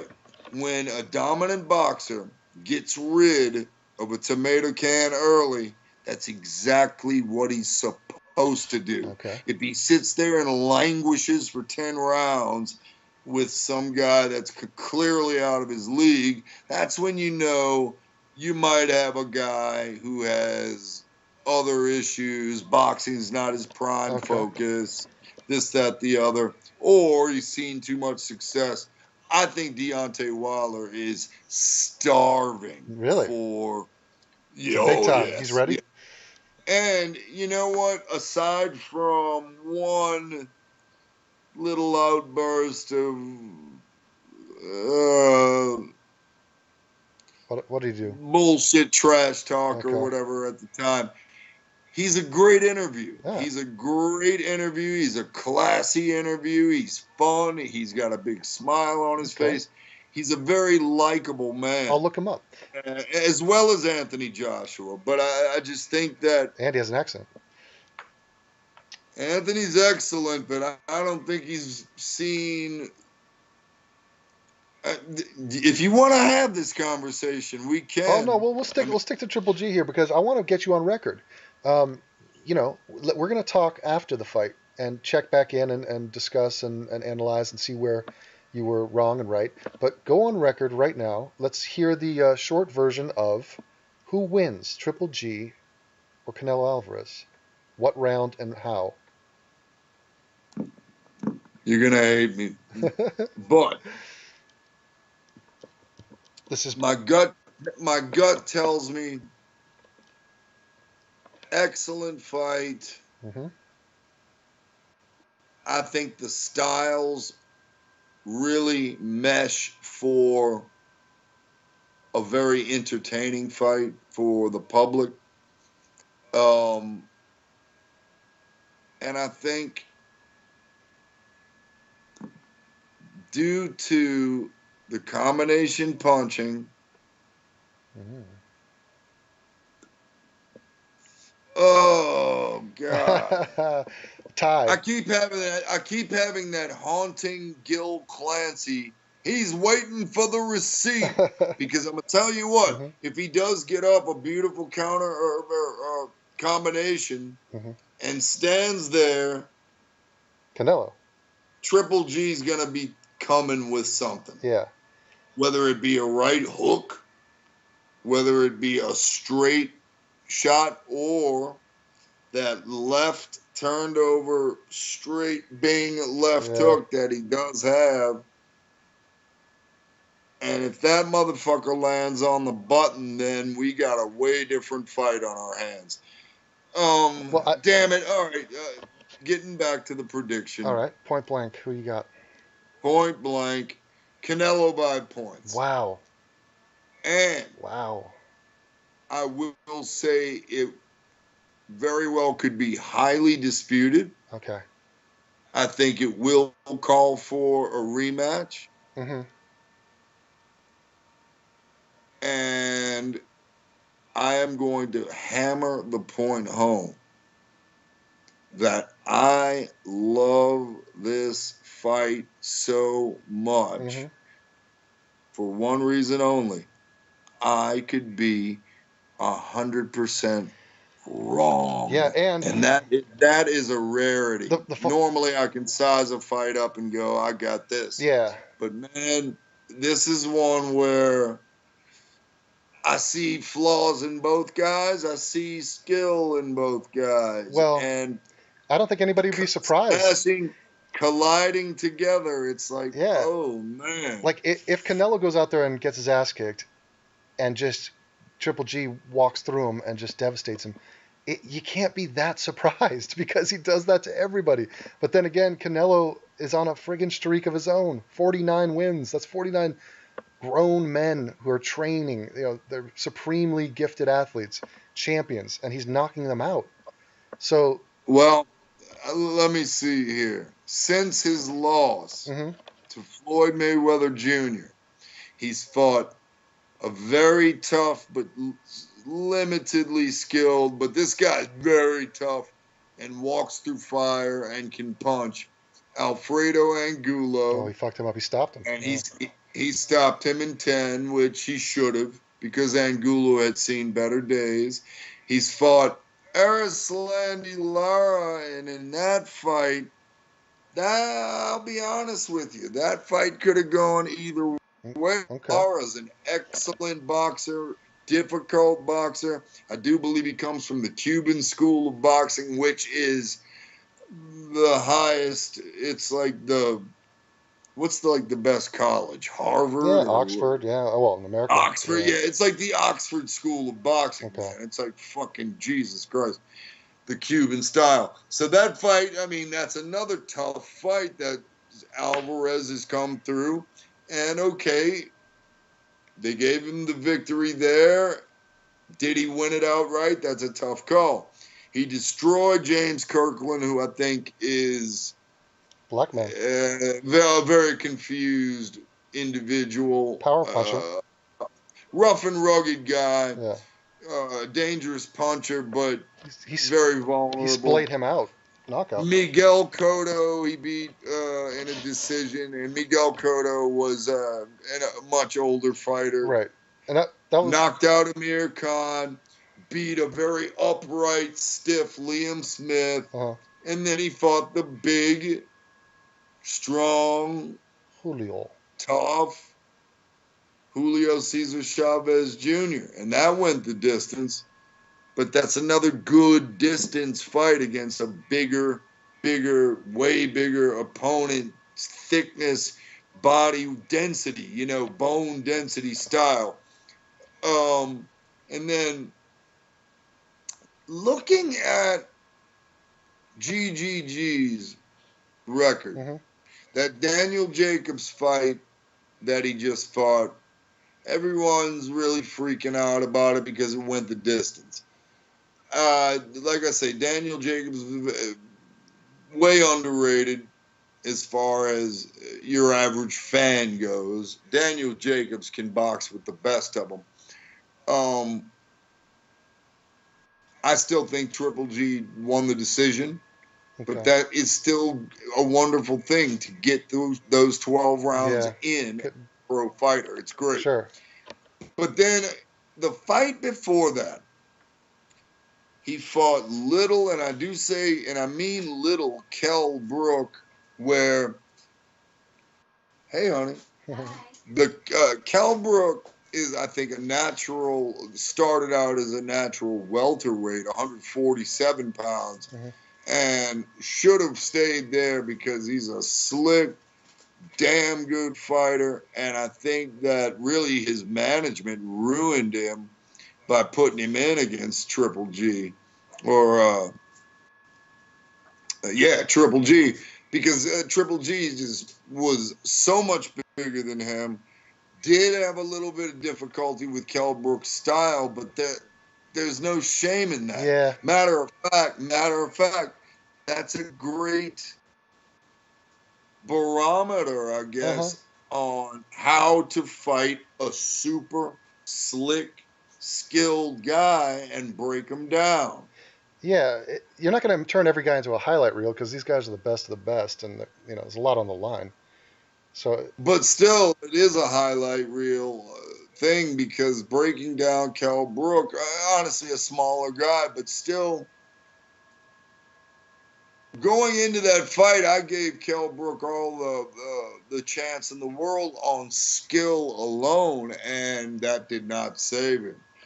Golovkin crushed him, and it was power that beat him. It was those body shots, those relentless 1-2 bing left hooks to the body. Vicious. That got him, and then it took away his legs, and he just beat him until he beat him enough, and then the corner threw in the towel, rightfully so. Yeah. Because Kell Brook did not belong in that fight, regardless. Okay. So, they said they were basically trying to save Kell Brook's career. So it's so crazy because both guys have fought the type of opposition they are supposed to fight in order to be ready for one another. That if I'm wrong, then well, I think that a lot of the fans out there, they are happy that the fight's happening at all because, like you say, they've had good careers, but this is going to be a career-defining fight for both of them. And I think the winner of the fight has got to be considered in the top 3 in the world. Yeah, it's not like they're done. I mean, each guy, the loser's going to go on, and he's going to rebound. So they have huge fan bases, and the money is there, the interest is there. So it's going to be exciting future for both of them, regardless. You're taking. What's that? That was Cheryl. Oh, right. Beautiful. Cheryl. You want to come say hello? Come here, Cheryl. Get a little FaceTime. All right, here we go. She's born with corpse paint. Oh. Unmatched evil since 2001. She's 16. Beautiful. I love it. Shirley? I'm not sure what the emotion is that she's expressing right there. Look at her. Beautiful. Got the other pups here, too. There's Kronk. Kronk! Come say hello. Man's best friend. Can you say atheism is unstoppable? And look at Willow. Tongue twister. She might be able to, but you never know. Oh, that is sweet. Well, Phil, awesome conversation there, Devon. Phil, it's awesome. I'm looking forward to this. I think that the Conor fight sort of got people like me interested in boxing, and honestly, these guys are new to me. But shit, it's been like, damn, where was I? These guys have been racking up numbers and putting on sort of incredible performances, and I've just been watching the UFC the whole time. So, Clint, but listen, man, on that Conor McGregor fight, yeah, I've heard every theory in the book that Floyd didn't train. I don't buy that. Floyd carried him. I don't buy that either. I think by the end of the first round, I was like, this motherfucking little McGregor he has done his studying. He's did his homework, and there were some things that bothered Floyd Mayweather in that fight that I don't think other boxers necessarily capitalized on. And when it comes to the stoppage, but back to tactics, the fact that what I found amazing was Conor letting that jab float out there and then sticking it. That's an old trick. Matter of fact, like if I was going to spar somebody tomorrow, I might stick a couple solid jabs and then give them a half feint, bam, and then stick again. Always works because they fall for the initial, here it comes, and then reset, and then there's the chin. So boom, it extends. But McGregor was doing that with his right hand too. Or did he come in southpaw? He would switch stances. Yeah, he's kind of. I didn't like that too much, but I mean, that's what he does in UFC. Because when you cross your legs, you're off balance, and he is nimble and athletic enough to get away with it. So let it be, I think, as Mother Mary did say. Yeah. But he surprised me with his game plan in that fight. He really did. But the thing is, the story of that fight for me was Conor just doesn't have the cardio. I mean, he trains for 15-minute fights, 25 max, but even at 25-minute fights, he's not known for his cardio in those. So what happens in the fight with Floyd? After 25 minutes, he fades, gets tired, and then gets beaten up. That's it. And the thing about this Triple G Canelo fight, you and I didn't talk about cardio once, because we assume both of them are totally set to go 12 rounds at a high pace. So cardio, that's what boxers are. That they're glorified marathon runners who punch you while they're running a marathon. Like, that's cardio and boxing are like fucking hand in hand. There's a reason why. What's that? There's a reason. Yeah, I agree, Crom. But well said. Yeah, he's succinct. But there's a different type of cardio. Yeah, it's when you're standing upright all night long, as opposed to when you're on the mat and you're positioning. Of course, you're expending energy and all that stuff, but you're still flat on the mat. Yeah, there is that moment in time where you can take a breather, readjust. Twist up. But also, 12 rounds is way longer for starters. And also, it's 12 rounds of you also getting hit and expending energy. So you're throwing more punches per minute. In the stomach a lot of times. You're getting hit way more and you're throwing way more. And it's for longer time. So it's not just one of those things. It's all of those things combined. And the UFC fighter is just not, even if he tried, and I'm sure he trained, a lot, it's not the same as 30 years, 40 years of doing this, But he was also fighting the best fighter there's that too. pound for pound in boxing. And anyone who doesn't think that he put up a good showing is completely wrong. And anyone who thinks Mayweather was not having moments of difficulty in figuring out just how slick Conor McGregor was. I did not expect to see Conor McGregor, his subtle head movement. He saw the right hand coming. Yeah. He saw it early in that fight, and he avoided it. It was interesting. Another interesting thing was how aware he was of where he was in the ring. He kept it in a circle. He kept it at ring center as much as possible. Yeah. And not until he gassed. Right. Which, once you gas, your game plan really goes out the window, and it's like, oh, fuck, I am beat. Yeah. And let me just do the best I can as I'm gasping for breath. But that's that's the thing with a gassed guy. It doesn't matter who you are. You're just a gassed person. You're just an exhausted man. Your game plan goes awry. Yeah, it's like asking, what is it like to see the best chess player in the world, Magnus Carlsen? What's he like when he's drunk? The answer is he's just a drunk guy. You know what I'm saying? Like, it doesn't matter how good he is at whatever he's doing. It's once you're tired, you're tired.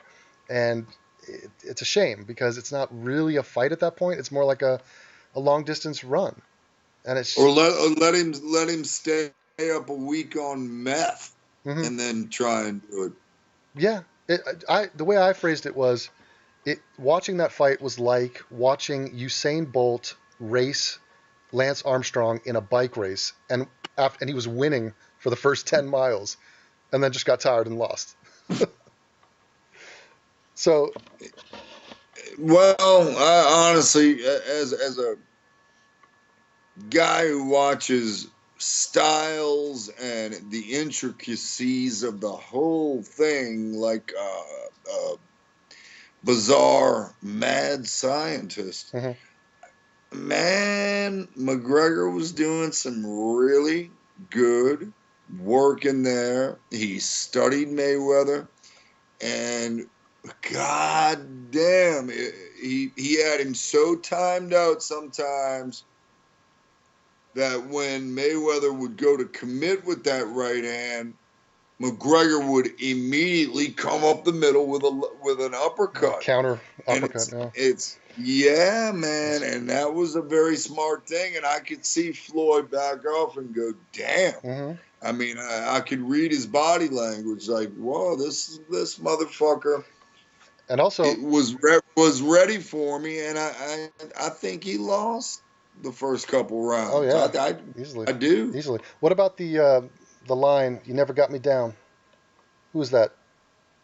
That, my friend, was the Raging Bull, Bobby Jake D. LaMotta. Right, and he never got Conor down, and that's again a little feather in the cap. You know, nobody knew what was going to happen. He could have gone out there and plastered him in the first round, but never. No, he couldn't have, because Conor had that focus in his eyes, the dead focus. I am looking at you. I am studying you. I know you. I've done my homework. Yeah. Here's my game plan.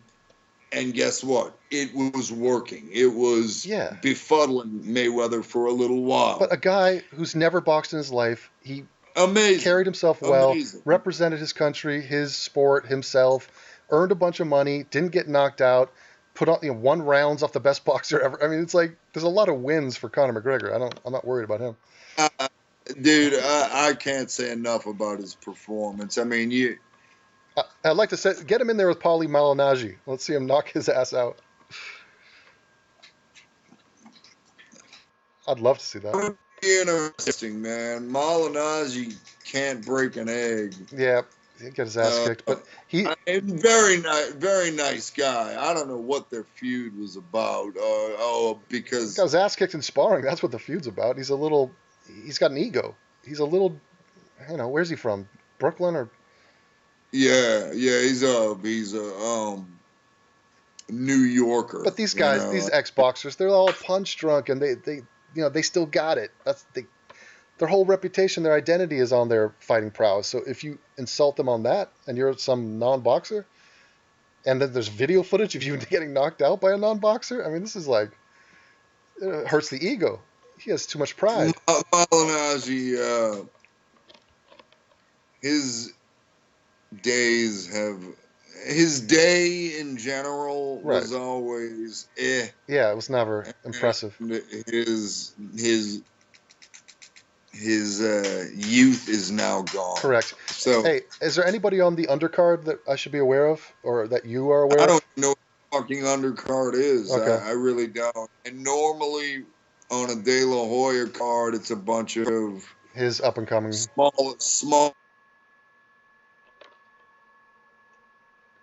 and round victories or some shit like that. Or if we luck out, they might end up being good fights. But I don't know anything about the freaking undercard. I can find out in 2 seconds. Okay. Because there might be a fight. Give it a click. That I will. I'm going to click it up. And now let me ask you about your little side project, your little music band that you have. What is it called? Which one? Runtera, I believe is the name. No, I'm not sure, but you are going on tour. Are you going to be unloading Super Joint? Super Joint. Are you going to be unveiling some new romantic ballads, like a power ballad or something like that, upon your audience? Break them off with the new stuff, Phil. Don't just play your hits. Oh, take some chances out there. That would be like. No, here's. You ready for this? Yeah, let me hear it. That would be like Steve Shives joining InfoWars. Okay. All right, let me see here. Soundgarden cover. Yeah. Well, Black Hole Sun. No, here's what I want from you, Phil. I want you to say, look, the guy from Linkin Park is gone. I'm going to sing a Linkin Park song in memoriam. Fuck that. I'd rather sing. Listen here, he is inside. One who hears where others lie. Is that Cornell? I walk 1,000 miles. I wish I knew the words. Mm-hmm. I walk 1,000 miles and dreams fucking here. 1,000 will be mine.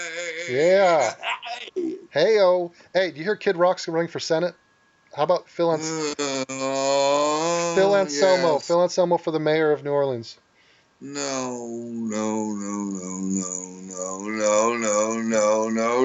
What the fuck is the... All right, here we go. You sound like the No Cat. That's a meme. Guess what? What's up? On fightnews.com, Mm-hmm. the undercard is such a bullshit item. De La Hoya. They don't even They don't even care. They don't even have it listed unless it's Okay. Milan Melindo versus, get this name, Uh-huh. Hecky, and he's good too, Hecky Butler. Let me ask you about the uppercutting ability of Herv. Let me tell you what, you don't want him to, he might go, he could send it as far up as possible, and he might be whacking Kneecap. you right in the grapes. Yeah. Do you think Herv He had might get some points deducted. Dude, Herv had no body work whatsoever. He he could not. He was limited. Couldn't stick the jab. Unbelievable. I know. He was elusive, though. The skill set on that guy. He had the footwork, and he had a low center of gravity.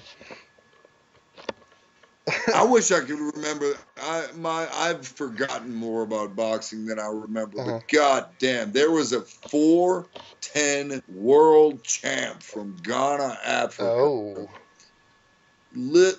Oh, Okay. shit. Let me ask you, Phil, I got a random boxing question. I don't even know the name, but you might. A guy, I want to say African descent, but I think he was English, black guy, huge power, and he must have knocked out like 60 dudes.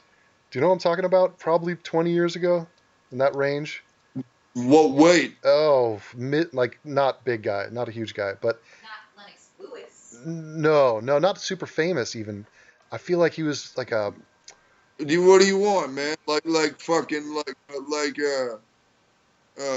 Eubank? Yes, that's it.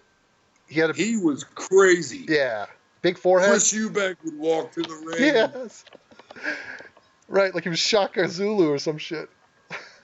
No, that's where Prince Nassim Hamed stole his whole shtick. Okay. Chris Eubank, there's you pull up Chris Eubank Sr. because there is a junior now who's doesn't even touch him. But there are highlights of like the cameraman being right in like up on the ring, and Chris Eubank will walk out, knock the dude out. Walk to the opposing corner and give him this. Like, say you're the cameraman, and the guy can see the other guy knocked out at the other end of the ring. He would go like this. He's cutting promos. Oh my god. It was great. It was fucking great. Chris Eubank was deadly. He had an insane. What was he just? Insane style. Was it just a right hand? So tough to beat. Was it just a huge power? And he's just like, I got a huge right hand. I'm gonna hit you with it. That's the name of this game. In one of his most hyped up fights, and I can't remember his damn opponent's name because it was like a big deal. This guy was, talking mad shit. He was going to make Eubank fight a brawl, and he was going to drag him into a brawl, and his style was this style that was going to bring out the worst in Eubank. I swear to you, the bell rang. Chris Eubank fainted once and came over the top with a beautiful bolo right hand. It landed square on this dude's head, and it was good night, Dick. First punch thrown, Done. Pose for the camera. Over. Wow. Well, Over. speaking of the bolo. And then look, he stands up Uh-huh.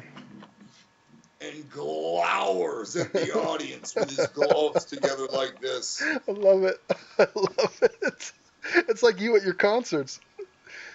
It is actually. It's like just sitting in judgment, staring at my performance in the mosh pit.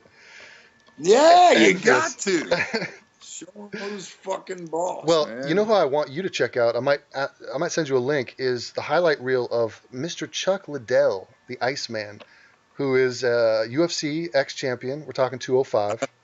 I can picture his face in my head. Okay. Big yeah, mohawk. High handlebar mustache. Village people mustache. Yeah. He's a total hick.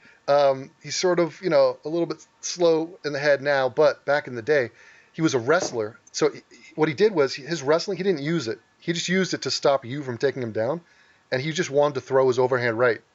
So he had a mean boxing game, and he had this like from the fucking rafters overhand right, and he was proud as hell of it. And he would walk around. You talk about a guy with his hand cocked. Oh shit! Chuck Liddell would walk around with that right hand as if it was a bazooka, like the amount of. Look at this chewed up hand from battling my dog. What the hell? You tug of war? Once a night, he comes up and he's ready to rock. He breaks skin on you. Well. Oh yeah, he bites the living crap out of me, and he gets away with it because he's cute. Yeah, he is. Well, you got to check this guy out because the overhand right is something to behold. I don't know if it's the momentum generated by the arc that it takes or just the sheer physics of it, but like, man, when it connects, it is like shit. People should be throwing that more often. Liddell's got to weigh what, 260? Yeah, he's a heavyweight now. That's a big boy, man. I mean, dude, taking a shot from a big guy like that who knows how to throw a shot. And he's happy to fight, too. And fans get up in his face even today. And they're like, hey, you ain't shit. And, he's more than happy to engage. That amazes me, man. Even Vladimir Klitschko has talked about, like, casually going to a bar and having people, like, try and test him. Well, the first thing that jumps into my head is their money, their ambulance chasers. They want the payout. I can see that. Man, I can almost make, if you're going after a Triple G or a Canelo, and these are like small guys, they're guys that are bigger. Oh my God! But you might think that you have a chance because it's like, oh look, I'm looking down at you or something. But Chuck Liddell's like a light heavyweight. Like who? I don't know. I don't understand why you'd want to get up in that, but. Nah. Fuck no. But the thing is, Phil, you and I both know people need lessons to be learned. They need to be taught, and sometimes the teaching. Threat has been detected. The teaching requires a beating. That's a real thing. No, it's very real, and I've experienced that firsthand. And God damn it, very similar situation. I was at a bar once, and this guy came up to me, and he said, I'd never seen this person before in my life, and he was like, and this is years and years ago, back when I used to haunt bars, which I don't do anymore. And it was a dull night. It was a boring, dull, middle of the week night, and I was just out, just trying to catch a buzz, chill out. I was standing there alone. He walked up to me and he said, my friend said he went to high school with you and you're a pussy. Oh. I was like, well, nice to meet you too. All right, so I moved on. I took that one and walked away, and he kept, looking at me from across the room, glaring at me and doing this, Eubanks look. Type shit, just that little fucking shit. And finally, I lost my cool, and I just grabbed the fucking dude around the scruff of his collar and kissed him. Almost. But honestly, I didn't even hit the guy. But I let go, and he fell point blank on the back of his head and knocked himself out. What? Was he drunk? Yes. You pushed him down. And I didn't even push him. I spiked him. lifted him up, and he was a pussy. And he fucking fell, and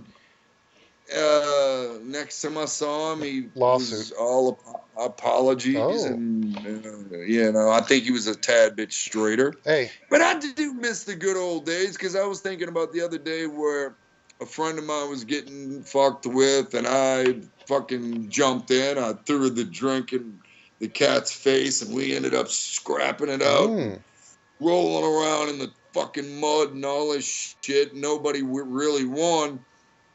And he had caught me with a good fingernail in the eye, so I thought I had just had mud in my eye. I went to the bathroom, and I'm cleaning myself up, and there he is in the bathroom. And I said, "Good fight, man." He's like, "Was that you?" And I'm like, "Yeah." And he's like, "Oh, hell, good fight." Wow. And we went and had a drink afterwards, and that was that. That's old days. Those days are gone, man. Those days are gone. Rarely would see that. Everyone's a pussy. Cheap shots. Man. It's all cheap shots. Hey, call the cops. I know. Lawsuit. Hey, we got the NFL starting up. How about them Cowboys? Or no, sorry. How about them Saints? What is going on? How bad did they take it week 1? What was the damage? I didn't see it. Are you part of the Aints? I remember the New Orleans Aints, and they'd wear bags over their heads. Devon. This is a sensitive spot. Yes. I've lived through all of it.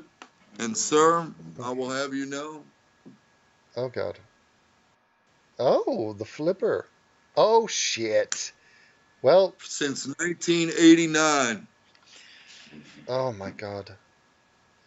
All I have to say is glutton for punishment. Going to be a long, brutal,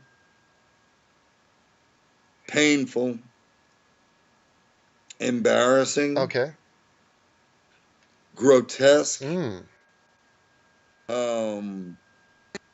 shambolic season. I got one word for you. They're going to get the wild card. They're going to eke it out. A bunch of teams are going to lose. They're going to rise up late, get their shit together, late season trade, Super Bowl run, playoff run. Lightning in a bottle, New Orleans Saints are your Super Bowl champions. If that happens, I will buy you.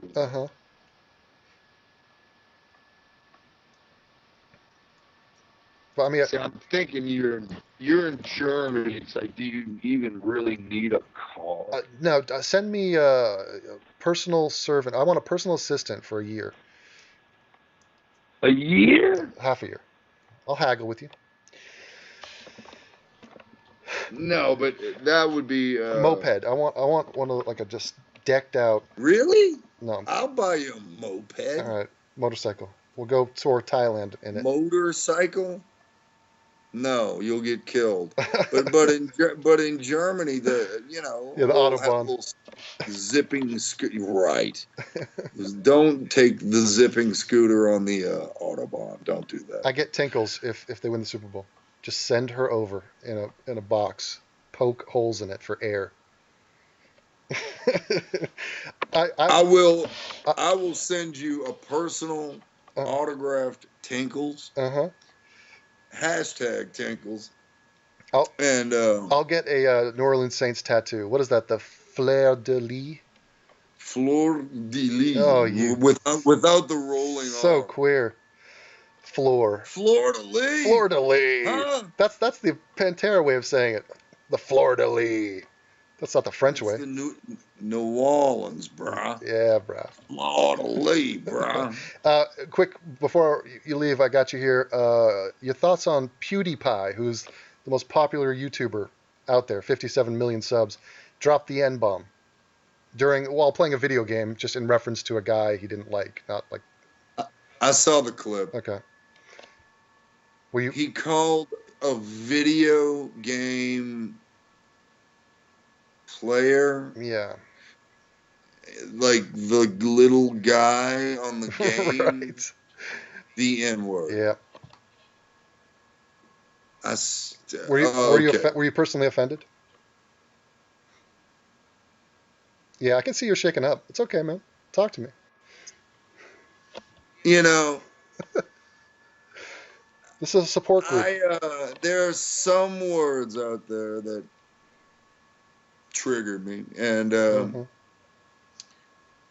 I feel like you know, if I write like a really long, wordy, self-indulgent blog Mm-hmm. and post it on my Snapchat account and then take to Twitter Yeah, vent.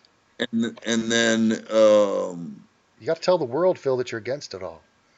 Let us know how great you are on the inside. yeah, you know, there was this.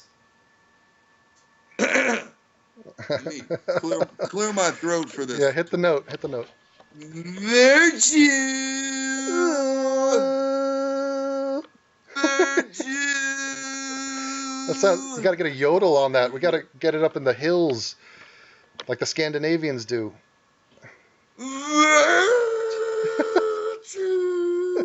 I have no falsetto. God damn it. Hey, speaking of virtuous men, you heard about Steve Shives is in favor of punching Nazis. If it ever came down to it, and just a straight up Nazi was right in front of Shives, and he had to throw a punch, what would that punch look like? You know, we've been discussing boxing. I don't think Shives has many rounds in the ring, but what style of punch do you think he would come with, and what kind of effect would that have on the Nazi? You ever seen a chewed up piece of gum? Does it look like my scrotum? Close. But Uh-huh. it would be like, all right, you ready for this? But his shoulders. It might crack the internet. Dude. But here is the Shives Mm-hmm. Nazi punch. Okay. Oh, he went vertical. Yeah, he's showing palm when you. Yeah, like Yeah. palm, like. So he's not the white Chris Eubanks. That's like asking me if I'm the white Chris Eubanks. But Shives. No, there's only one. There's only one Chris Eubanks. That's true. But so Shives, it'll be a pure arm punch and there's barely any arm there because he has no shoulder definition. There's no back muscles. There's no ass muscle. No leg. There's nothing. I can't even hump my back that much. Yeah, it's scoliosis to the next level. My dad has scoliosis, and Shives makes him look like a ramrod straight Marine or something. You know. I would pay. Christ. I mean, can we not put a GoFundMe together to do a charity boxing match? Shives versus anybody. I would take the other person. Shives versus We can. We can switch up genders. Do it like Andy Kaufman used to do it. Make him the intergender boxing champion of the SJW universe. How about like a trans person? Shives versus tranny. Cyborg. Oh shit. Oh, I'm trying to. No, I'm trying to imagine the amount of money I'd pay to see that. Oh fuck. I would part with 4 figures for that. Easily. Oh my god. Or Shives Rousey. Yeah, his arm would be snapped. But yeah, Rousey's not as good of a boxer, but I mean still. But dude, that's a. But you know. All right. Shives. Uh-huh. I'm gonna think of a good one. Okay. Mm-hmm. Just for the. All right. 3 rounds with big 20, not 16, but like 20-ounce gloves to where they look like 2 pillows tied to the end of the hands. Cushions. Shives versus Carl Sargon of Akkad. Yeah. You know, I think Shives. Because of the height difference. Yeah, I mean, I think Shives would have the foot speed advantage. I think he's more nimble. I think he's got the hand speed. Carl? Sargon can climb a wall. He can, but it took him an hour. But have you ever seen Shives do anything? Yeah, his upper body strength is not there. But he probably has reach on Sargon. I'm thinking. But I'm not thinking Sargon's head movements were the fuck. I don't think either. Sargon has 1 round of cardio in him.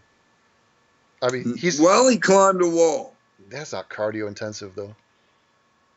I mean, it could, considering versus Shives' workout ethic. Yeah, no, I'm taking Sargon in that fight, but oh yeah, I don't know if you gave me odds. I don't know. The big gloves might change it up. I'd prefer a sumo match between the two. Oh god! Oh, who pushes who out of the circle? Oh, I mean, I've watched it in Japan. It's very interesting. Because you know what it is? The attitude they get when they throw salt. Oh, it's beautiful. And the stomping, all that. Yeah, it's silverbacks, but they're yellow. I love it. Yellowback gorillas. They are. Yeah, I wouldn't want to mess with them. Here's the thing, online. They make great offensive linemen, huh? Well, basically the same thing. But here's the thing, online we debate ideas mentally, intellectually all the time. We've had enough of it. We're tired of it. Let's throw down. Let's get physical. Like Jane Fonda said. Was it Jane Fonda? No. No, I'm thinking of let's get physical. Olivia Newton-John. Different blonde, same era. Yep, she's hot. Olivia Newton-John. Prediction on the ring girl at the Canelo Triple G fight. C cup or D cup? Which is bigger? D. Isn't it pathetic trying to have a... All right. She might have a triple D's for Triple G. It's for Triple G. Give her... all right. Triple D's for Triple G. That's the funny thing about the one thing I noticed in the Conor fight was their ring girls wear the fuck me heels. They wear these stripper heels when they walk around the cage. Yeah, but doesn't that make the ass poke out? Oh, it does, but it's just a little bit tacky. In the UFC, they look more like fitness models, although they have been getting more and more plastic and siliconed out. All right, here's one for you. In pornography, what do you think about chicks getting banged still wearing high heels? I prefer that to flats. But yeah, it's a bit weird. I go barefoot, just fuck. I like regular fuck. Yeah. Well, here's one thing that I'm not gonna poo-poo is they don't remove the underwear fully.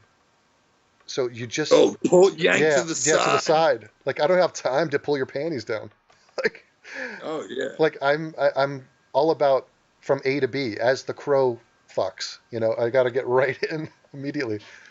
Yeah, panties pulled to the side. I'm all about it. # Stone the Crow.